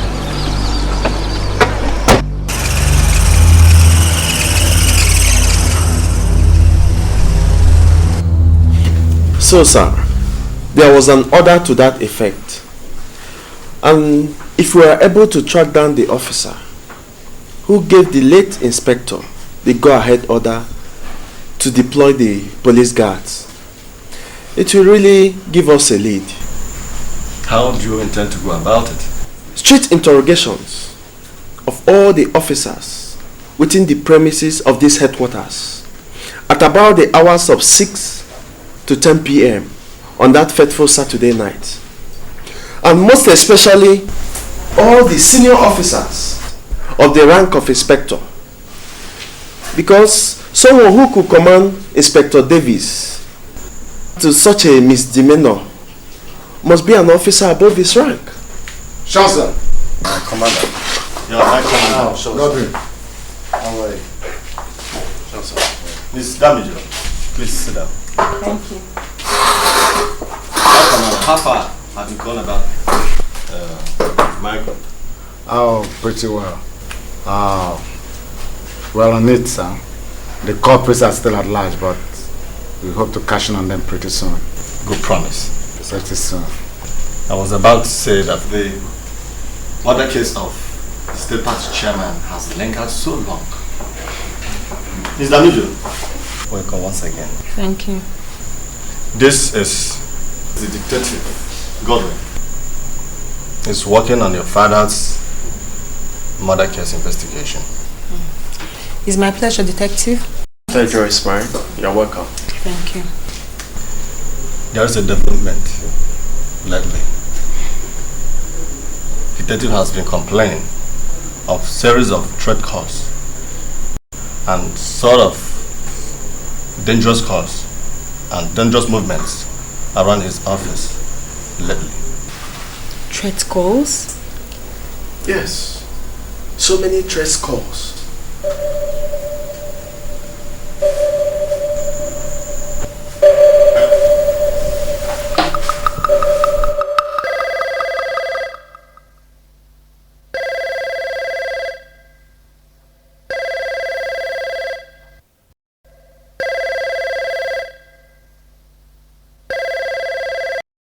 Who is this?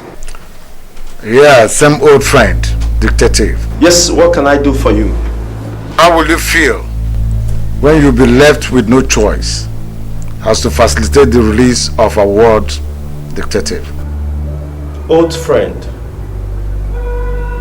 not until I'm left with no choice. But unfortunate to you, I'll always have a choice. Hold it there, friend. You lie. Because when such a handsome little boy as Bruno is the stake, you'll be left with no choice. Thank you.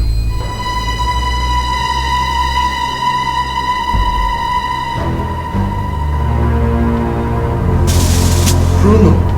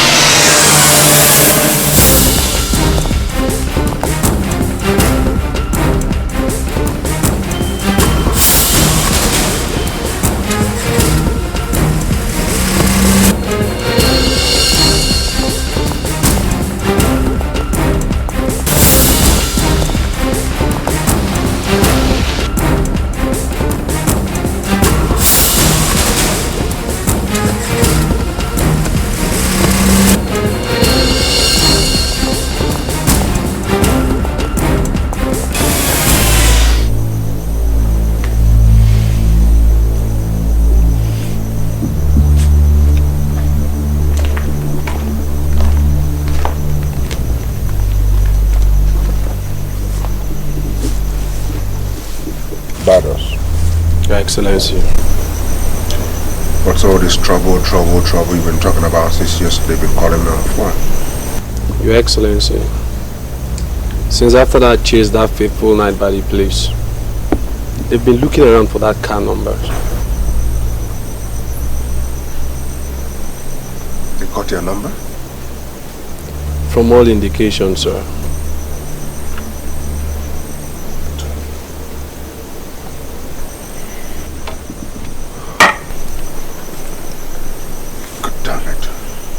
That is an unprofessional conduct. How could you let that be? I'm very sorry, sir.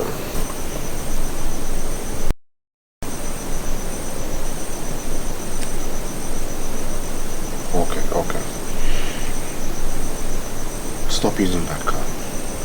I'll send you another one. Thank you very much, sir. Good night.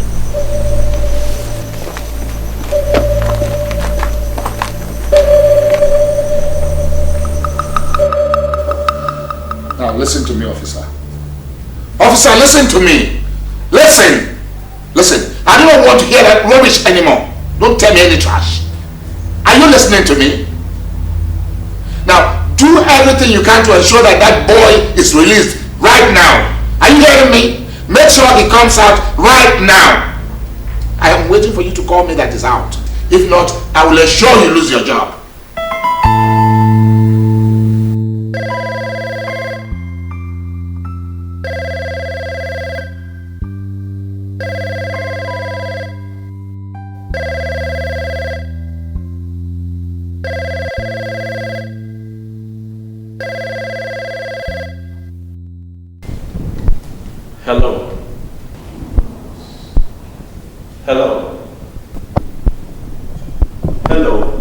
Just hold it, detective. Friend, where is my son? Oh, friend, you sound upset and distressed too. Please, where is my son? Where is Junior? Where is Bruno? You play by the rules and you'll have your son unhurt. Okay. I'm ready. I'm set. What do I do?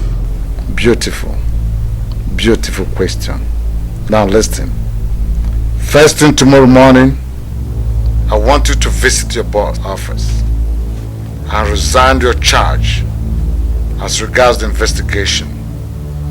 Other directives will come after that. Wait, please hold on. Please, hold on. Please. Is there any number I can reach to get onto you? Don't be so desperate, friend. Catch it cool. And remember, do not tell one ear about this, or Bruno will die. Our rule used to warn: see no evil, hear no evil, talk no evil. I will call you when we need you. Thank you. Hello, hello, hello? Hello, hello, hello? Hello?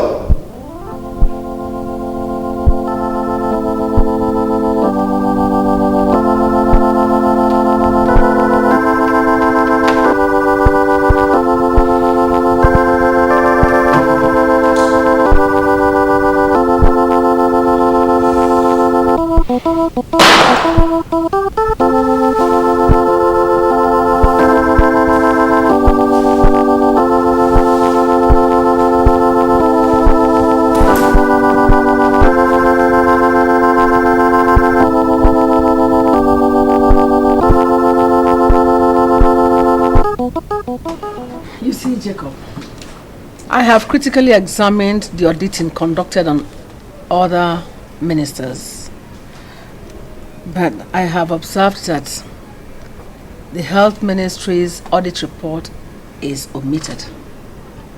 Why the omission? Madam, it's not as if it was omitted. But? There was a sort of non-compliance by the Health Ministry. What sort, if I may ask? Well, the minister bluntly refused to meet up with the auditing exercise. No. The minister has no business with the report of the accounts of his ministry. It is the accountant who has. Well, the head ministry's senior accountant said that the minister deals directly with all financial matters, while the auditor himself complained of alienation from the true account of the ministry. So when I complained to Professor Briggs during the auditing exercise, he said he was in no way accountable to me, but to the Auditor General of the Federation. He said that? Yes, of course. Was Otumba aware of this development before he died? Yes, of course. I reported to him, and consequently he made a report to the effect. So what happened? Well, I don't know, but here I have a copy of the report.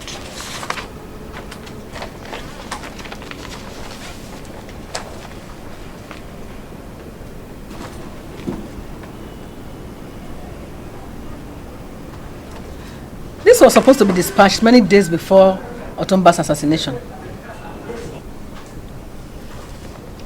Even allegation of the health minister's intention to siphon $500 million grant.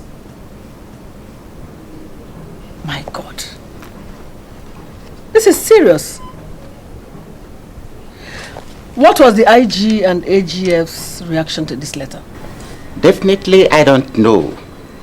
Maybe the personal secretary to the late minister will know better, because her desk is the starting point of the distribution channel here. Serious. This is serious.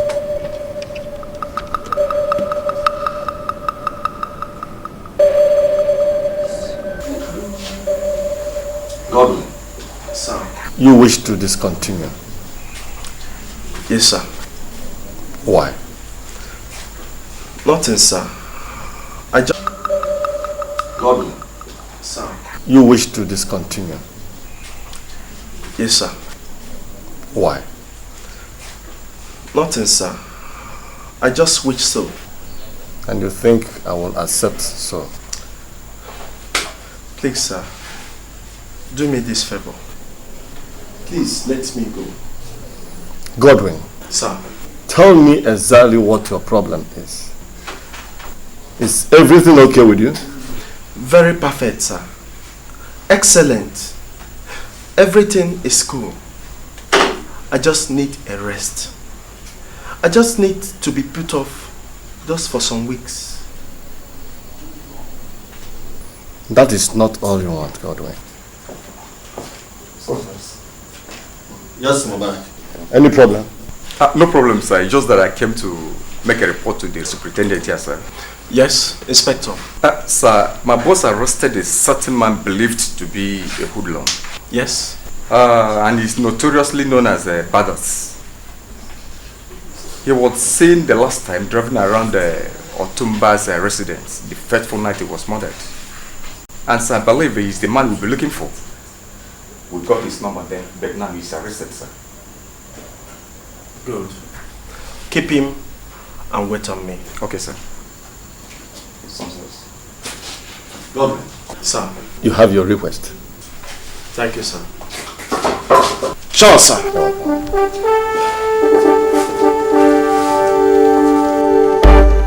This letter was dated 15th of August. Yes, madam. Which means it was drafted 5 days before the minister's assassination. Yes, ma'am. So what happened? I decided not to dispatch the letter yet. Yet? Yet until what? Oh, you knew the minister was going to die? No, ma. No what? Young woman, no what? I said no what? Now listen to me. Look at me very well. Go and ask about me. I do not take nonsense from anything I find myself doing. I think you have a case to answer to the police. Please, ma, take it easy. It's not what you think. From my own justification, you are dubious. That a fraud as weighty as $500 million grant is to be perpetrated and you sat on the alert. It means you intentionally did it and you have to answer to it.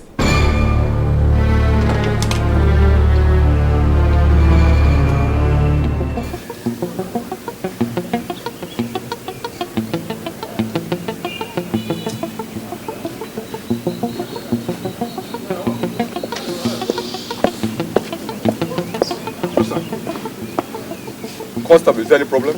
Sir, the suspect in detention, sir. Suspect in dictation? Which of them? The one called Austin, sir. Austin. Hey, what happened to him? Sir, I'm sorry, but he's no longer in the cell. He's missing. How do you know missing? Searched everywhere. You can't be serious. Now move it. Yes, sir. What is it again? Sir, what is sir? Move it.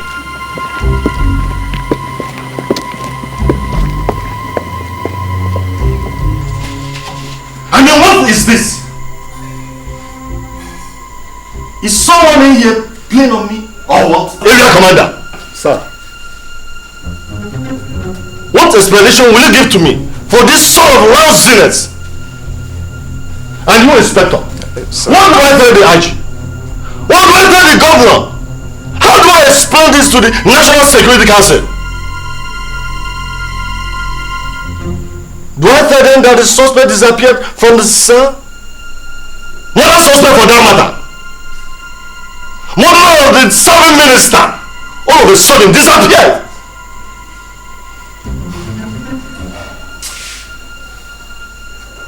Area Commander, and you, Inspector, you will have to go and produce that boy around this place within 24 hours. Is that clear? Very well, sir. And you, Inspector, most especially, sir, by this hour tomorrow, if that boy is not produced, I will detain you. Understood? Yes. Now, when you told me to leave my office, get out of this place, quick! Sure, sir. Get out of this place! Thank you, sir.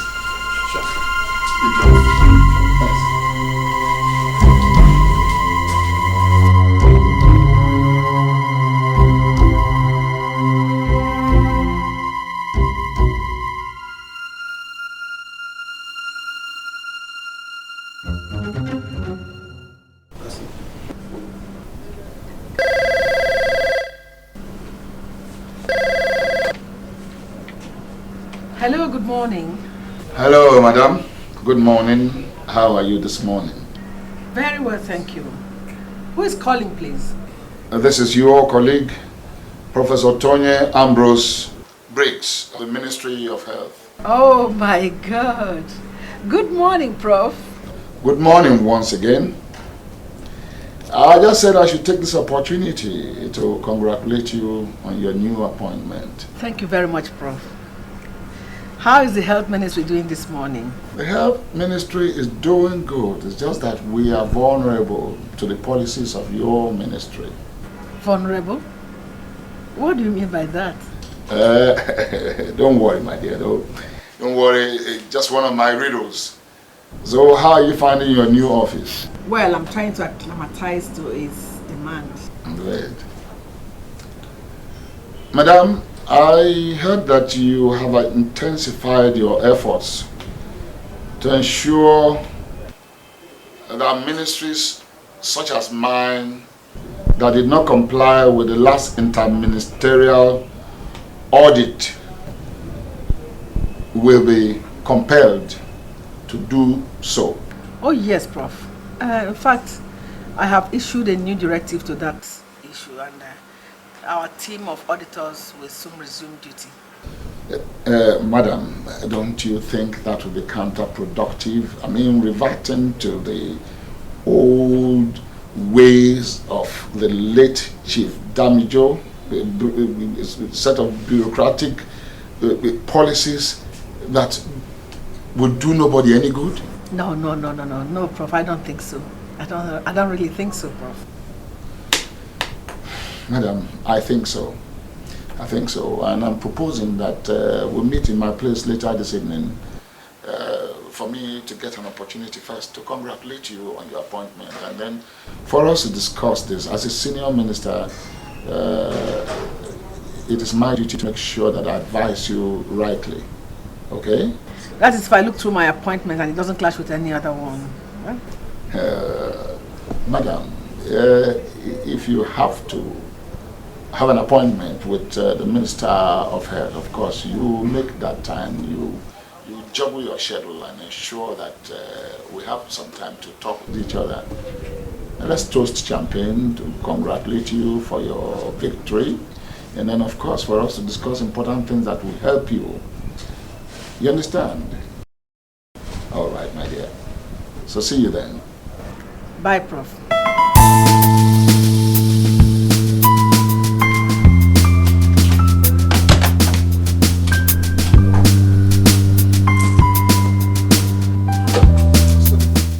Yes, in detention.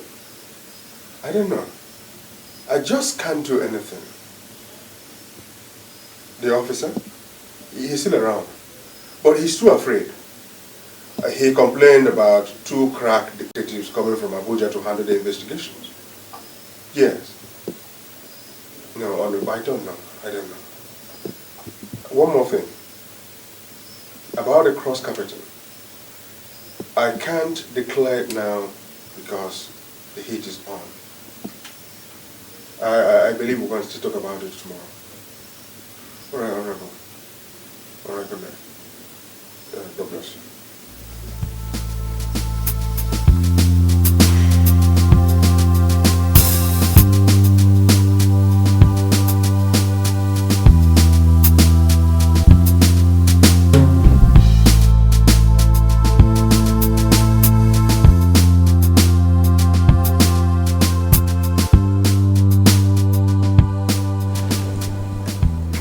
Agent Cross of the SSS, and this is Superintendent Harry of the police. The AIG transferred your report to our desks, and because it has a lot to do with the late minister, whose clandestine assassination we are investigating. So, madam, please, can we get to see the young lady? Very well then. Just a minute.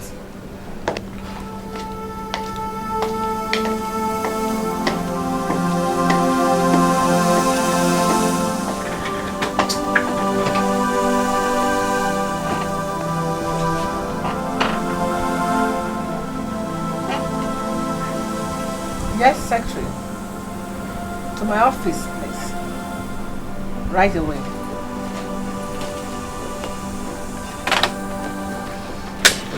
She'll soon be here. Okay. Yes, madam, you sent me. Yes, I did. Gentlemen, my secretary. Right. Hello, young lady. How are you? Fine, thank you. I'm Harry, and this is Cross, my colleague.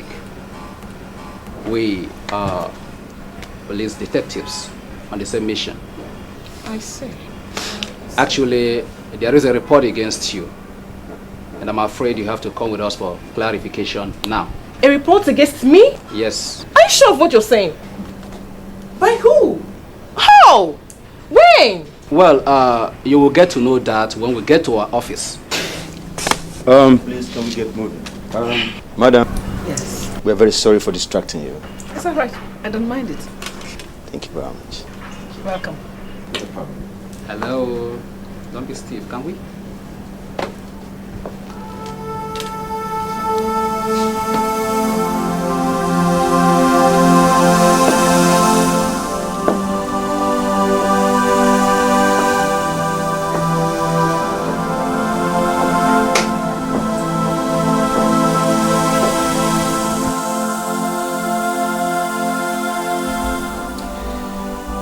You shouldn't have done that, madam. After all, I told you. You shouldn't have allowed the arrest at all. That young lady is dubious, Prof. She's dangerous for crying out loud. So what? That young lady is my lady. And you've just stepped on my toe.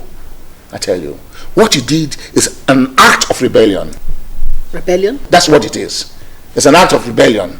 And nobody dares rebel against me. Nobody dares. Not even you, Mrs. Balde. You understand? This is the corridor of power. And we are the lords at the top. And people like you cannot climb anywhere with this sort of rebellious attitude. Well, Prof, I just thought I was doing my job. No! You don't talk to me like that. You don't. You dare not. Nobody dares. Nobody tramples on me in this cabinet or government. Nobody dares. Nobody. Are you listening to me? You don't have to shout at me like that. I'm so sure you're not the one that picked me for this job. Oh yes, I am the one. I am the one who nominated you for this job. And that is why I'm telling you that if you do not bring out that lady, I will be cross with you. If that is a threat, you better go and learn more about it. This one does not bathe my breath. Good evening. Mrs. Balde. Mrs. Balde. Mrs. Balde.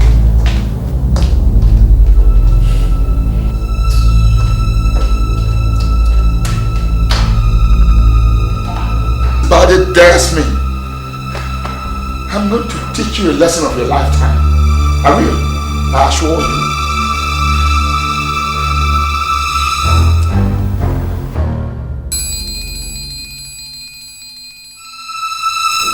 His Excellency.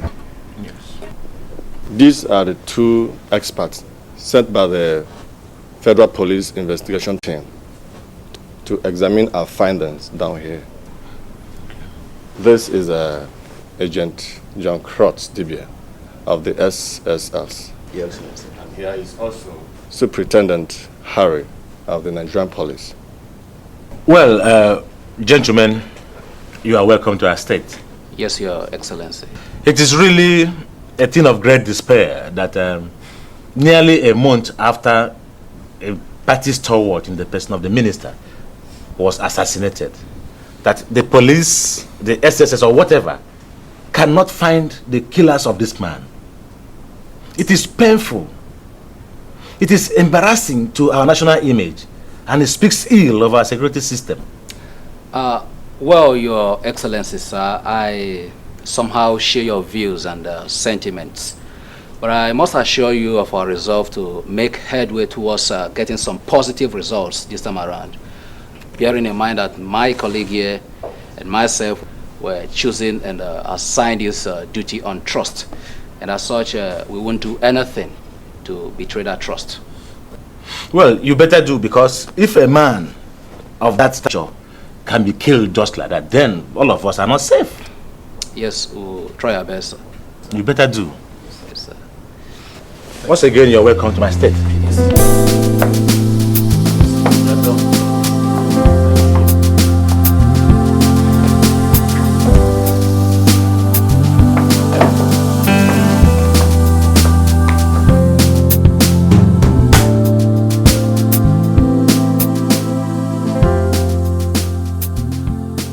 Already, I've written to the federal government informing them of my intentions to interrogate my father, and I think I'm not just okay with all these lukewarm and lackadaisical attitudes of the whole story.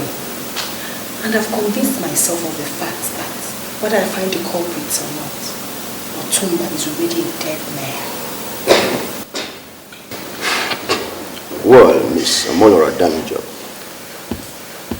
we really do not have much to say rather than to ask for your support whenever we might need it.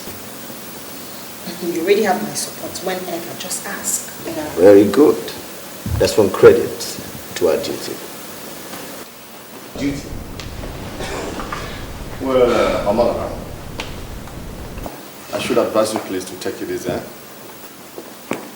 Please do. Alright, have a nice day. Same to you. Yes, hello. Honorable Minister speaking. I know, madam. How do you do? I'm fine, thank you. Please, who's on the line? Well, just a friend. Wishing to pass you a beautiful message. Please, I didn't get you.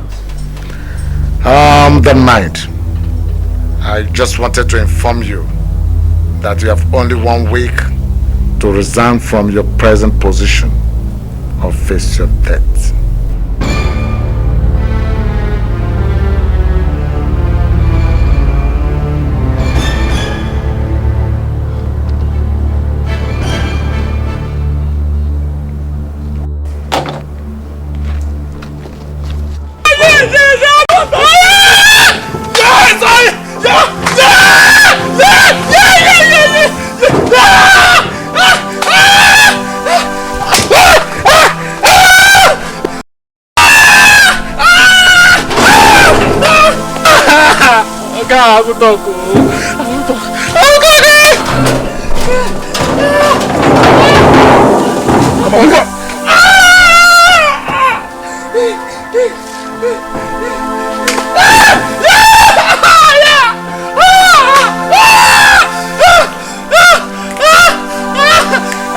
Are you now ready to talk? Okay. I said, are you now ready to talk? I don't know anything. Okay, I don't know. Come on, you don't know what? Kill him! Yeah!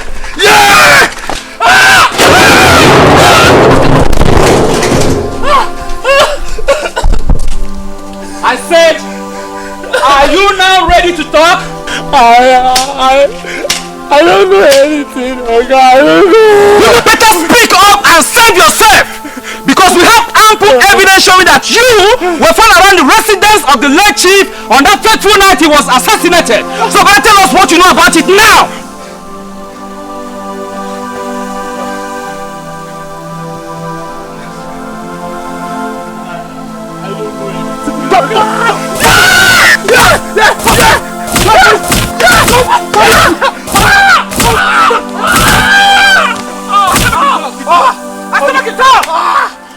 If you don't talk, I won't leave you here. I will talk. Afraid of what? Now listen to me, officer. Go and do exactly what I paid you to do. I paid you good money. Yes. I paid you my hard-earned money. Now I want you to go to that mill and make sure that that boy is out. Bring him out. I don't want him opening his mouth loud to people. You understand what I'm saying?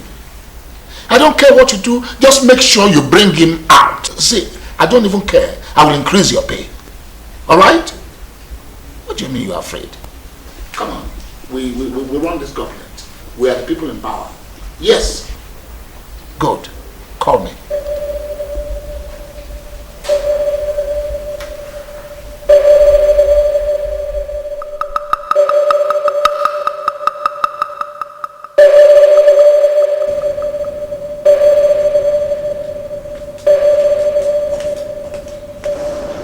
Excellency. Yes. Mrs. President, please. Okay. I've been expecting you to sit down. I want the House of Assembly to commence the impeachment process of the Deputy Governor immediately.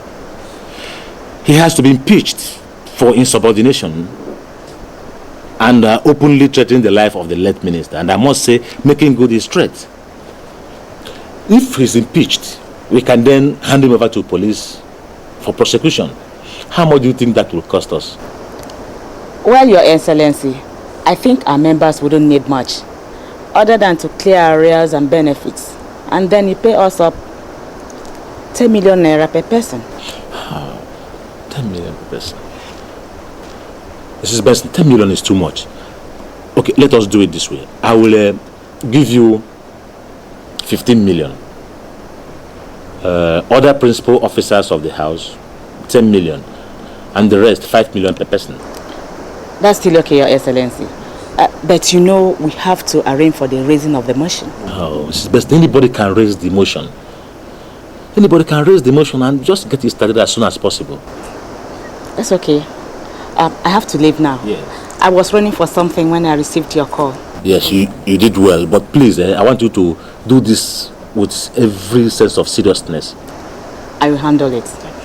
Good day.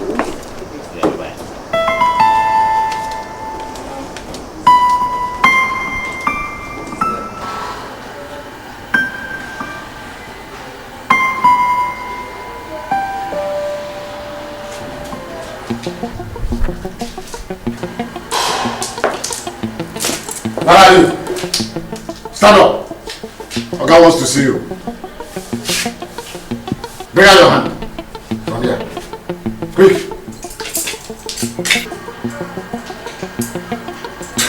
Tom, you're a dangerous criminal. Just take it easy. All these things will set you moving. Talking to me like that?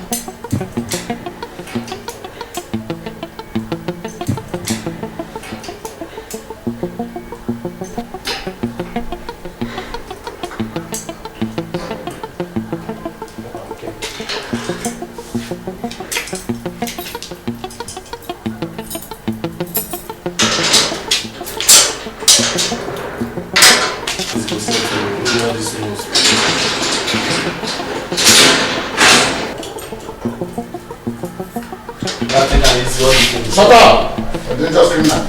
Pass this way.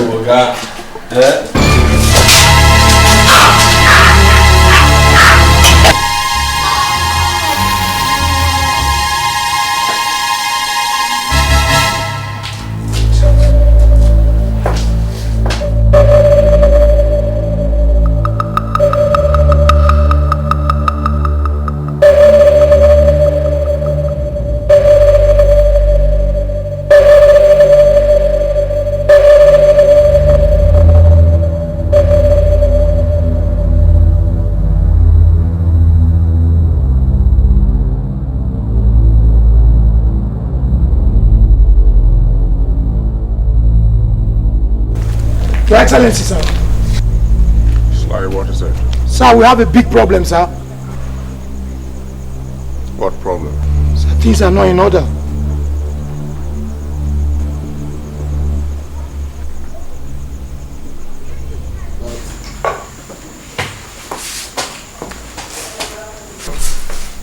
Yeah, Cross.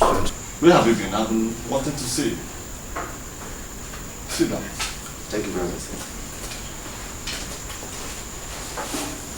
Where is your second Harry? He traveled to Abuja yesterday. He will be due back, say, in 20 minutes' time, sir. That's okay, that's okay. So? Sir, we have a development. A very shocking one, but not unsuspected, though. Development? Yes, sir. Sir, before I go on, I would like, if you wouldn't mind, summon the area commander. Area commander? Yes, sir. Would that give insight of what you want? Absolutely, sir.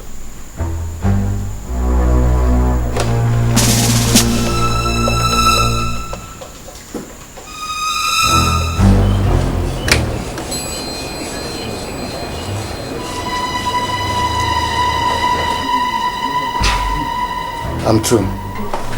I'm sorry.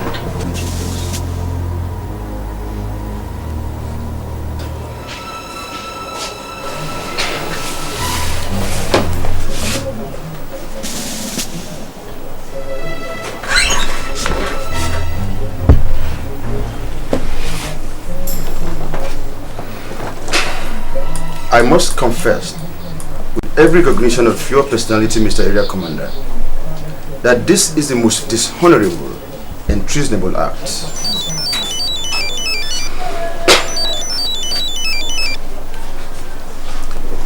Hello, Superintendent. Are you in? Okay, I'll be there in a jiffy. Yeah. No problem, no problem. Yeah.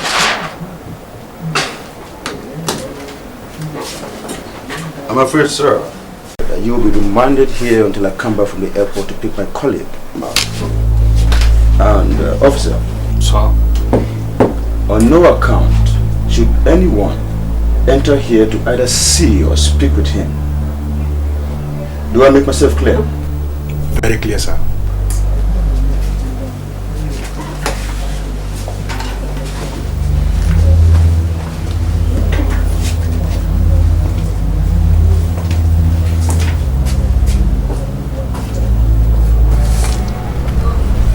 Constable. Sir.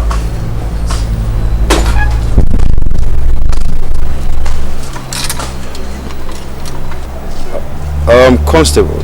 Sir. Do you know that you and I has the key and the tip to the most recent revelation? I do. And it has to be guided strictly. I'm aware, sir. Do not tell anyone yet about this until I come back from the airport to pick my colleague. Okay, sir. And for your brave acts yesterday night, I must commend on it. Thank you, sir. And you might be promoted 5 steps.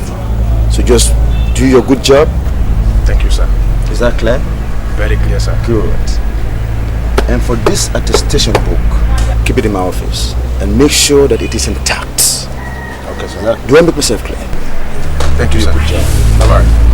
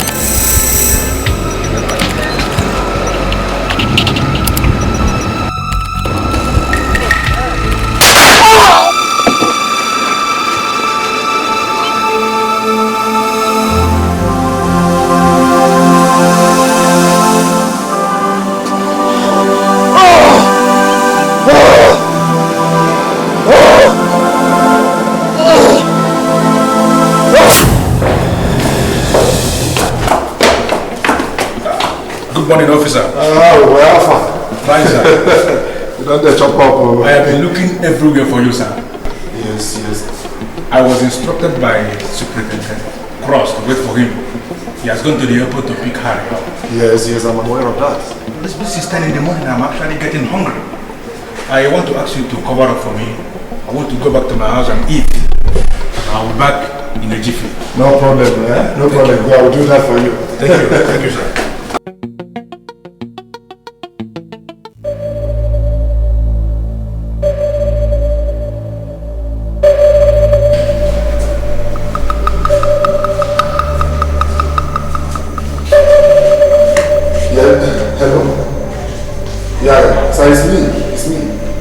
Officer, yes, the deal has been done. Smoothly, there's no problem. Trust me now. Yes. Okay, see you later. Yeah, bye-bye.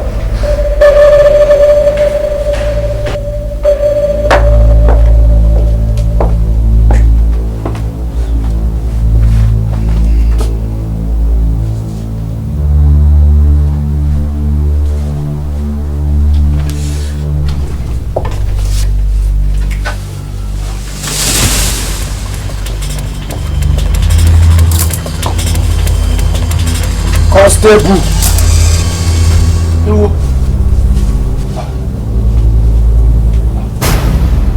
are you?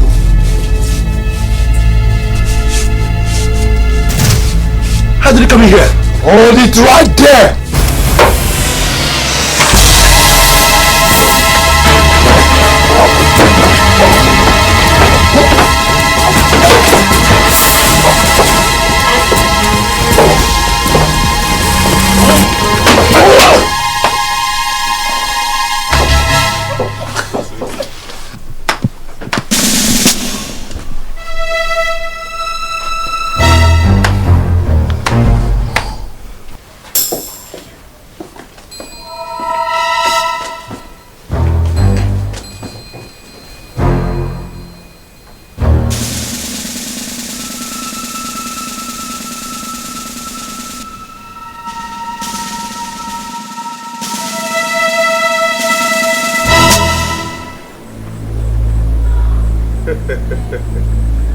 Good. Very good. That was a very smart one. Yes, good hit. You're a good boy. You know what? I owe you a lot. With your other guys. Absolutely. I'll reach you very soon. All right. Bye now. I am an untouchable.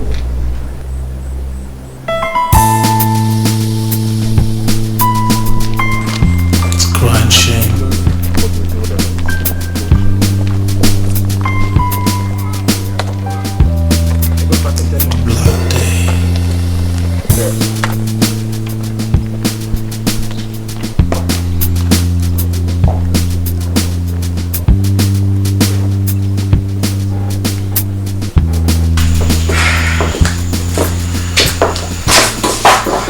Sir.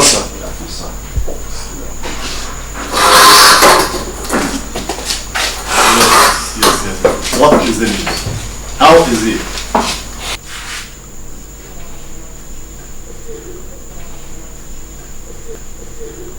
Come on, don't point down on me like that. I don't like it.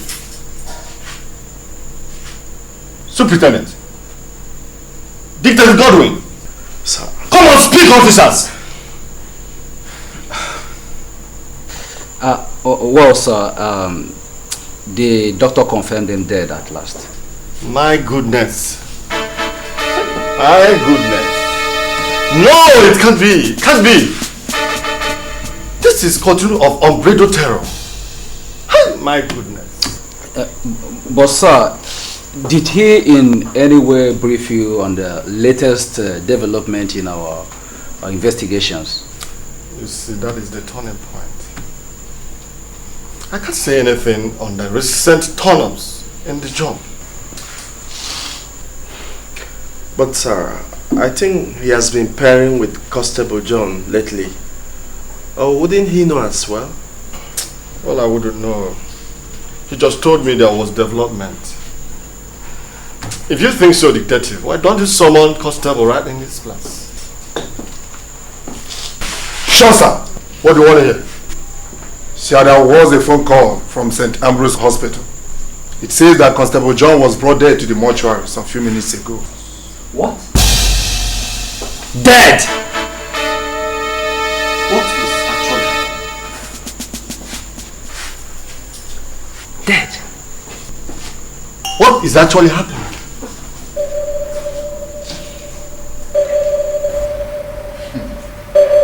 Yeah. How did it go? It went smooth. So we have the day.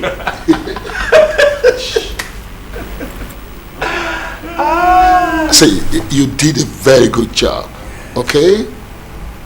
I must confess that you deserve to be in with us. Yes, you are a genius. Yes. What? No, don't bother your mind about that. There's a big shot awaiting you. Yes. Yes. Listen. Your ticket is ready. It's there, waiting for you. Ah. They came late. It doesn't really matter. Yes. It's all right. Congratulations. Thank you very much. You're a genius. We have the day. Yes.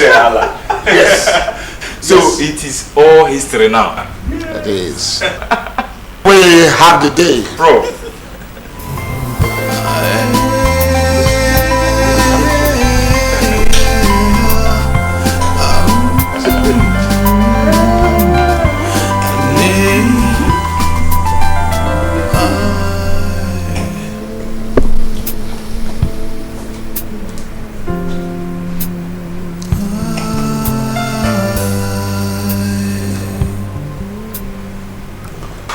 Sir, you sit here and watch a junior officer insult and humiliate me for no just cause.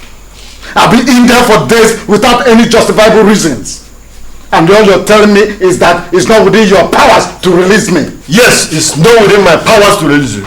Then, invite the superintendent that you mandated to interrogate me to lay charges against me or to let me go. Well, sir, what I'm saying in effect is that given the present situation of things, we can't let you go. Will you shut up? I'm an assistant commissioner of police and you're junior to me. You have no right to talk to me anyhow. Are you mad? Eh? I repeat, sir, we can't let you go. You're kidding. I say you're stupid. You're very, very stupid. Listen, what you're doing to me today, all that your junior officers will do it to you. You're very, very 100% stupid. Listen, if you don't have any proof to counter the allegation against me, then let me go. Well, I think I do. Then present it here and now. Present it or let me go. Eh?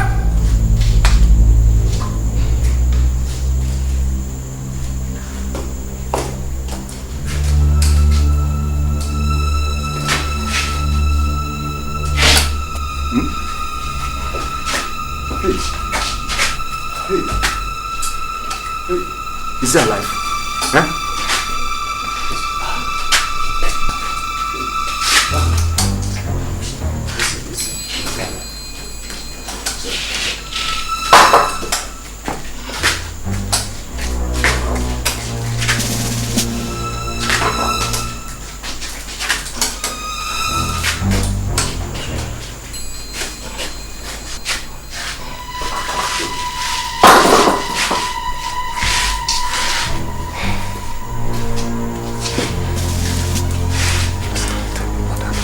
Sir, leave me alone. Just like I've always done, I had my bulletproof vest on.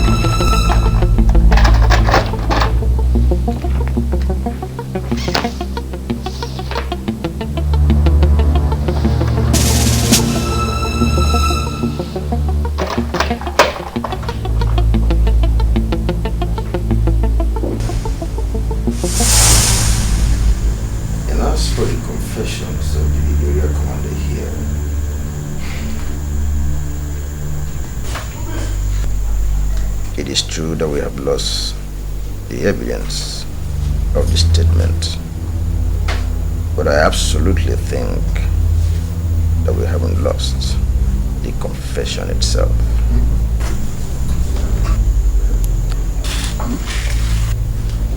Mr. Area Commander, I have a surprise for you.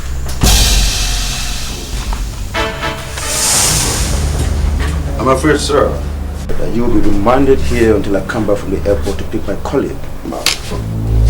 And, officer, sir, on no account should anyone enter here to either see or speak with him. Do I make myself clear? Very clear, sir.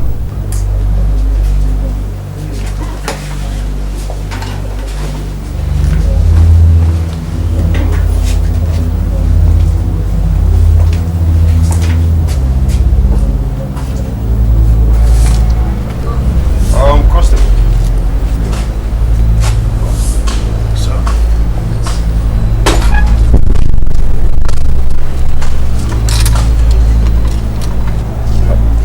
Constable. Sir. Do you know that you and I has the key and the tip to the most recent revelation? I do. And it has to be guided strictly. I'm aware, sir. Do not tell anyone yet about this until I come back from the airport to pick my colleague. Okay, sir. And for your brave acts yesterday night, I must commend on it. Thank you, sir. And you might be promoted 5 steps. So just do your good job. Thank you, sir. Is that clear? Very clear, sir. Good. And for this attestation book, keep it in my office and make sure that it is intact. Okay, sir. Do I make myself clear? Thank you, sir. Bye-bye.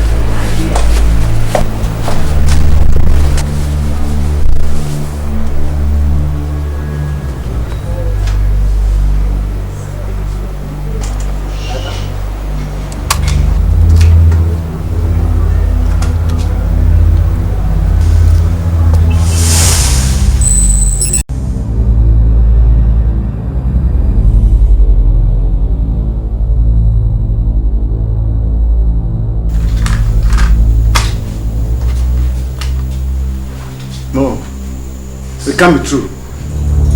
So tell me, Mr. Area Commander, how did you kill Otumba Damijo? Actually, sir, it is not an information I want to disclose. I didn't do it myself. I had to contract Austin, his personal aide, to do it with some other boy.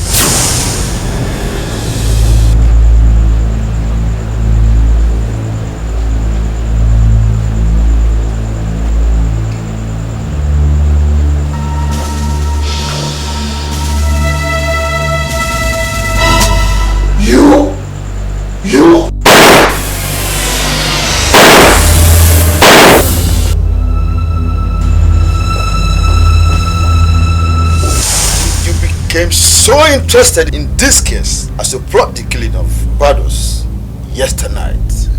Yes, we had to, because it was becoming an obstacle.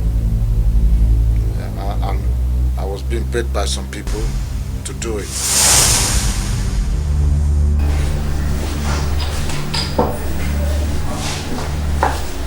Yes. Why did you dress in this? You want to expose my work? It's just that the boys can't wait to have their money. But the money is not the problem. No, I want to get the money so that I can go back and change up. Okay, but how about the deal? Successful, sir. Successful, very well executed, very clean. Yes, sir. Perfectly done, sir. No problem. Sure. This is the balance of your money, $10,000. Now go and take everyone to see this. Go.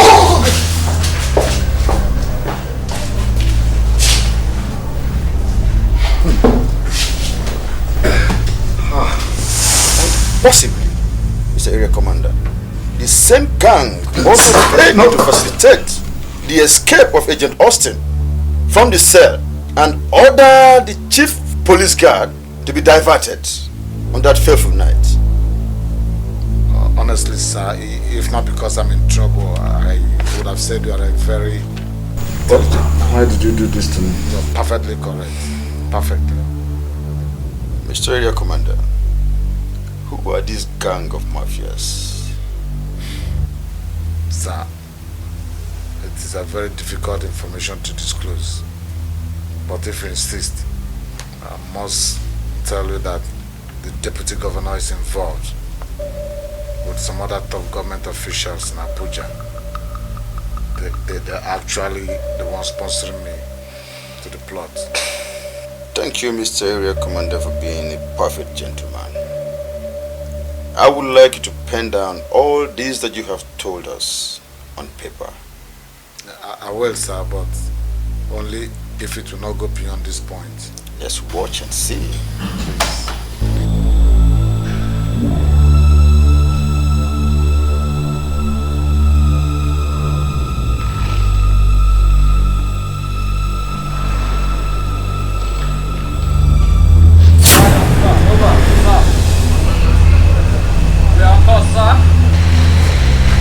We have arrested the culprit, sir.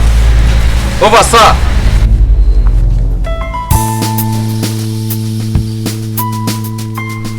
It's a crying shame.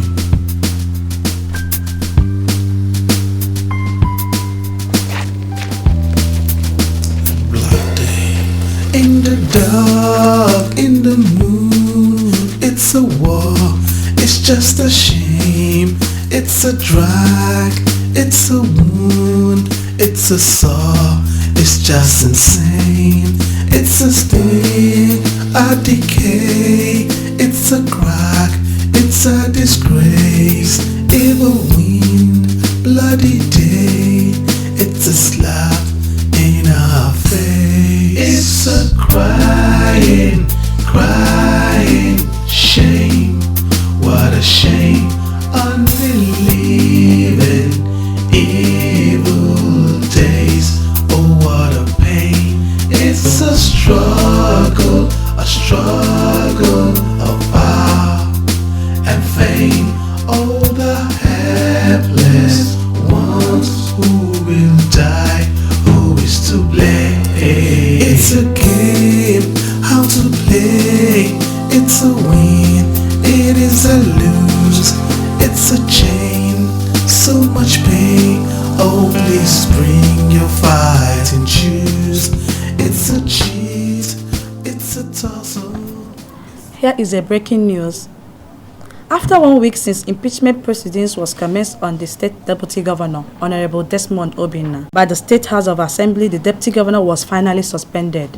This follows the affirmation of a majority faction on the House today at the Assembly complex. However, the deputy governor is yet to speak on this issue. We shall keep you posted on this in our subsequent bulletin. They are crazy. This is unacceptable. Rubbish. Nonsense.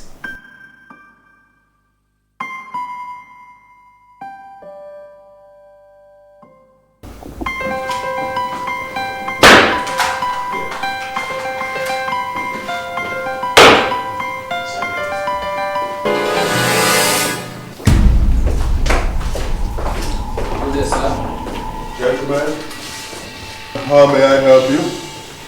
Sir, we have an order to bring you with us. Bring me with you? Yes, sir. What does that mean? To arrest you, sir.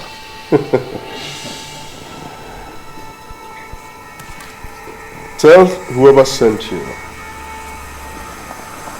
that I have a counter order from the Assistant Inspector General of Police not to be arrested by anybody. Well, sir, it might interest you to know that this order is directly from the office of the IG. Please read this. Please read.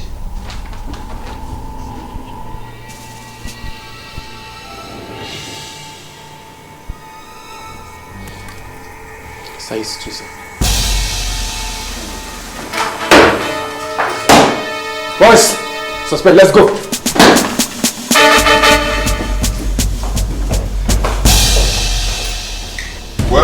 Well. It doesn't really matter who gives the orders or if I'm arrested. What matters is what happens after. You two are coming with us. For what? An aid to a crime is punishable by the law as well. Madness. Well, sir, can we leave? Yes, yes. Gentlemen, let's go.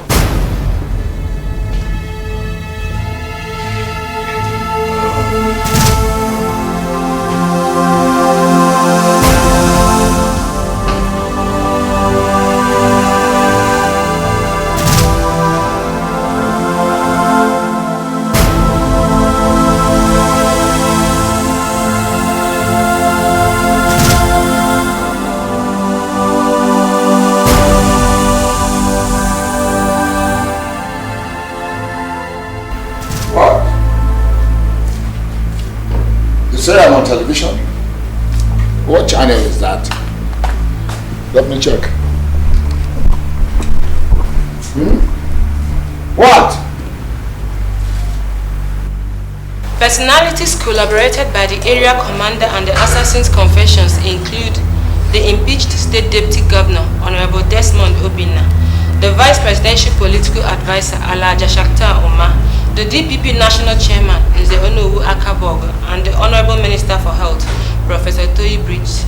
Consequently, the two government functionaries involved in the scandal has been relieved of their duties by the Federal Executive Council this afternoon. The Health Minister has been immediately replaced with Dr. Precious Nungu, who until his new appointment was the Minister of State for Environment. Whereas the post of Vice Presidential Political Advisor is still vacant.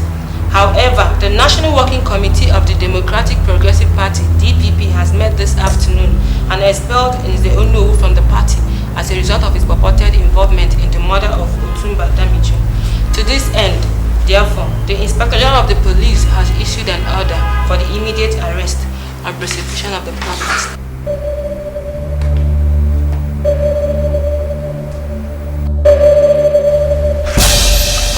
Yes, what do you want?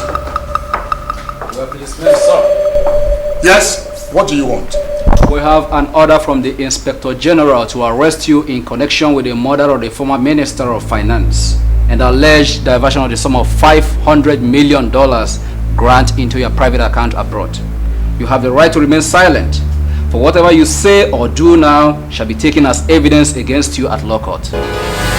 Detective, get him. Sir, shall we go?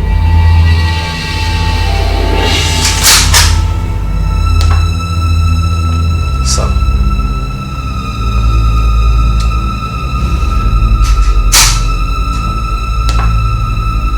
Let's go, sir.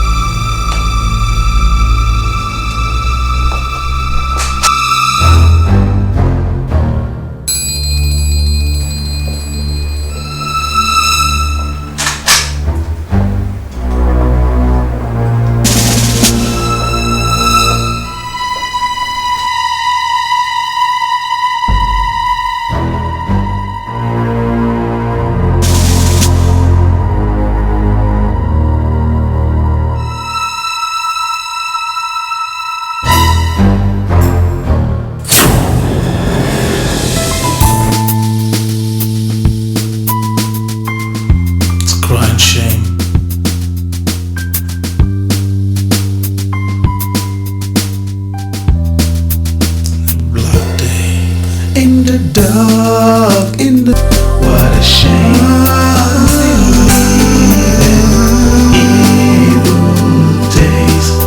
Oh, it's a struggle, a struggle, and vain. Helpless ones who will die. Who is to blame?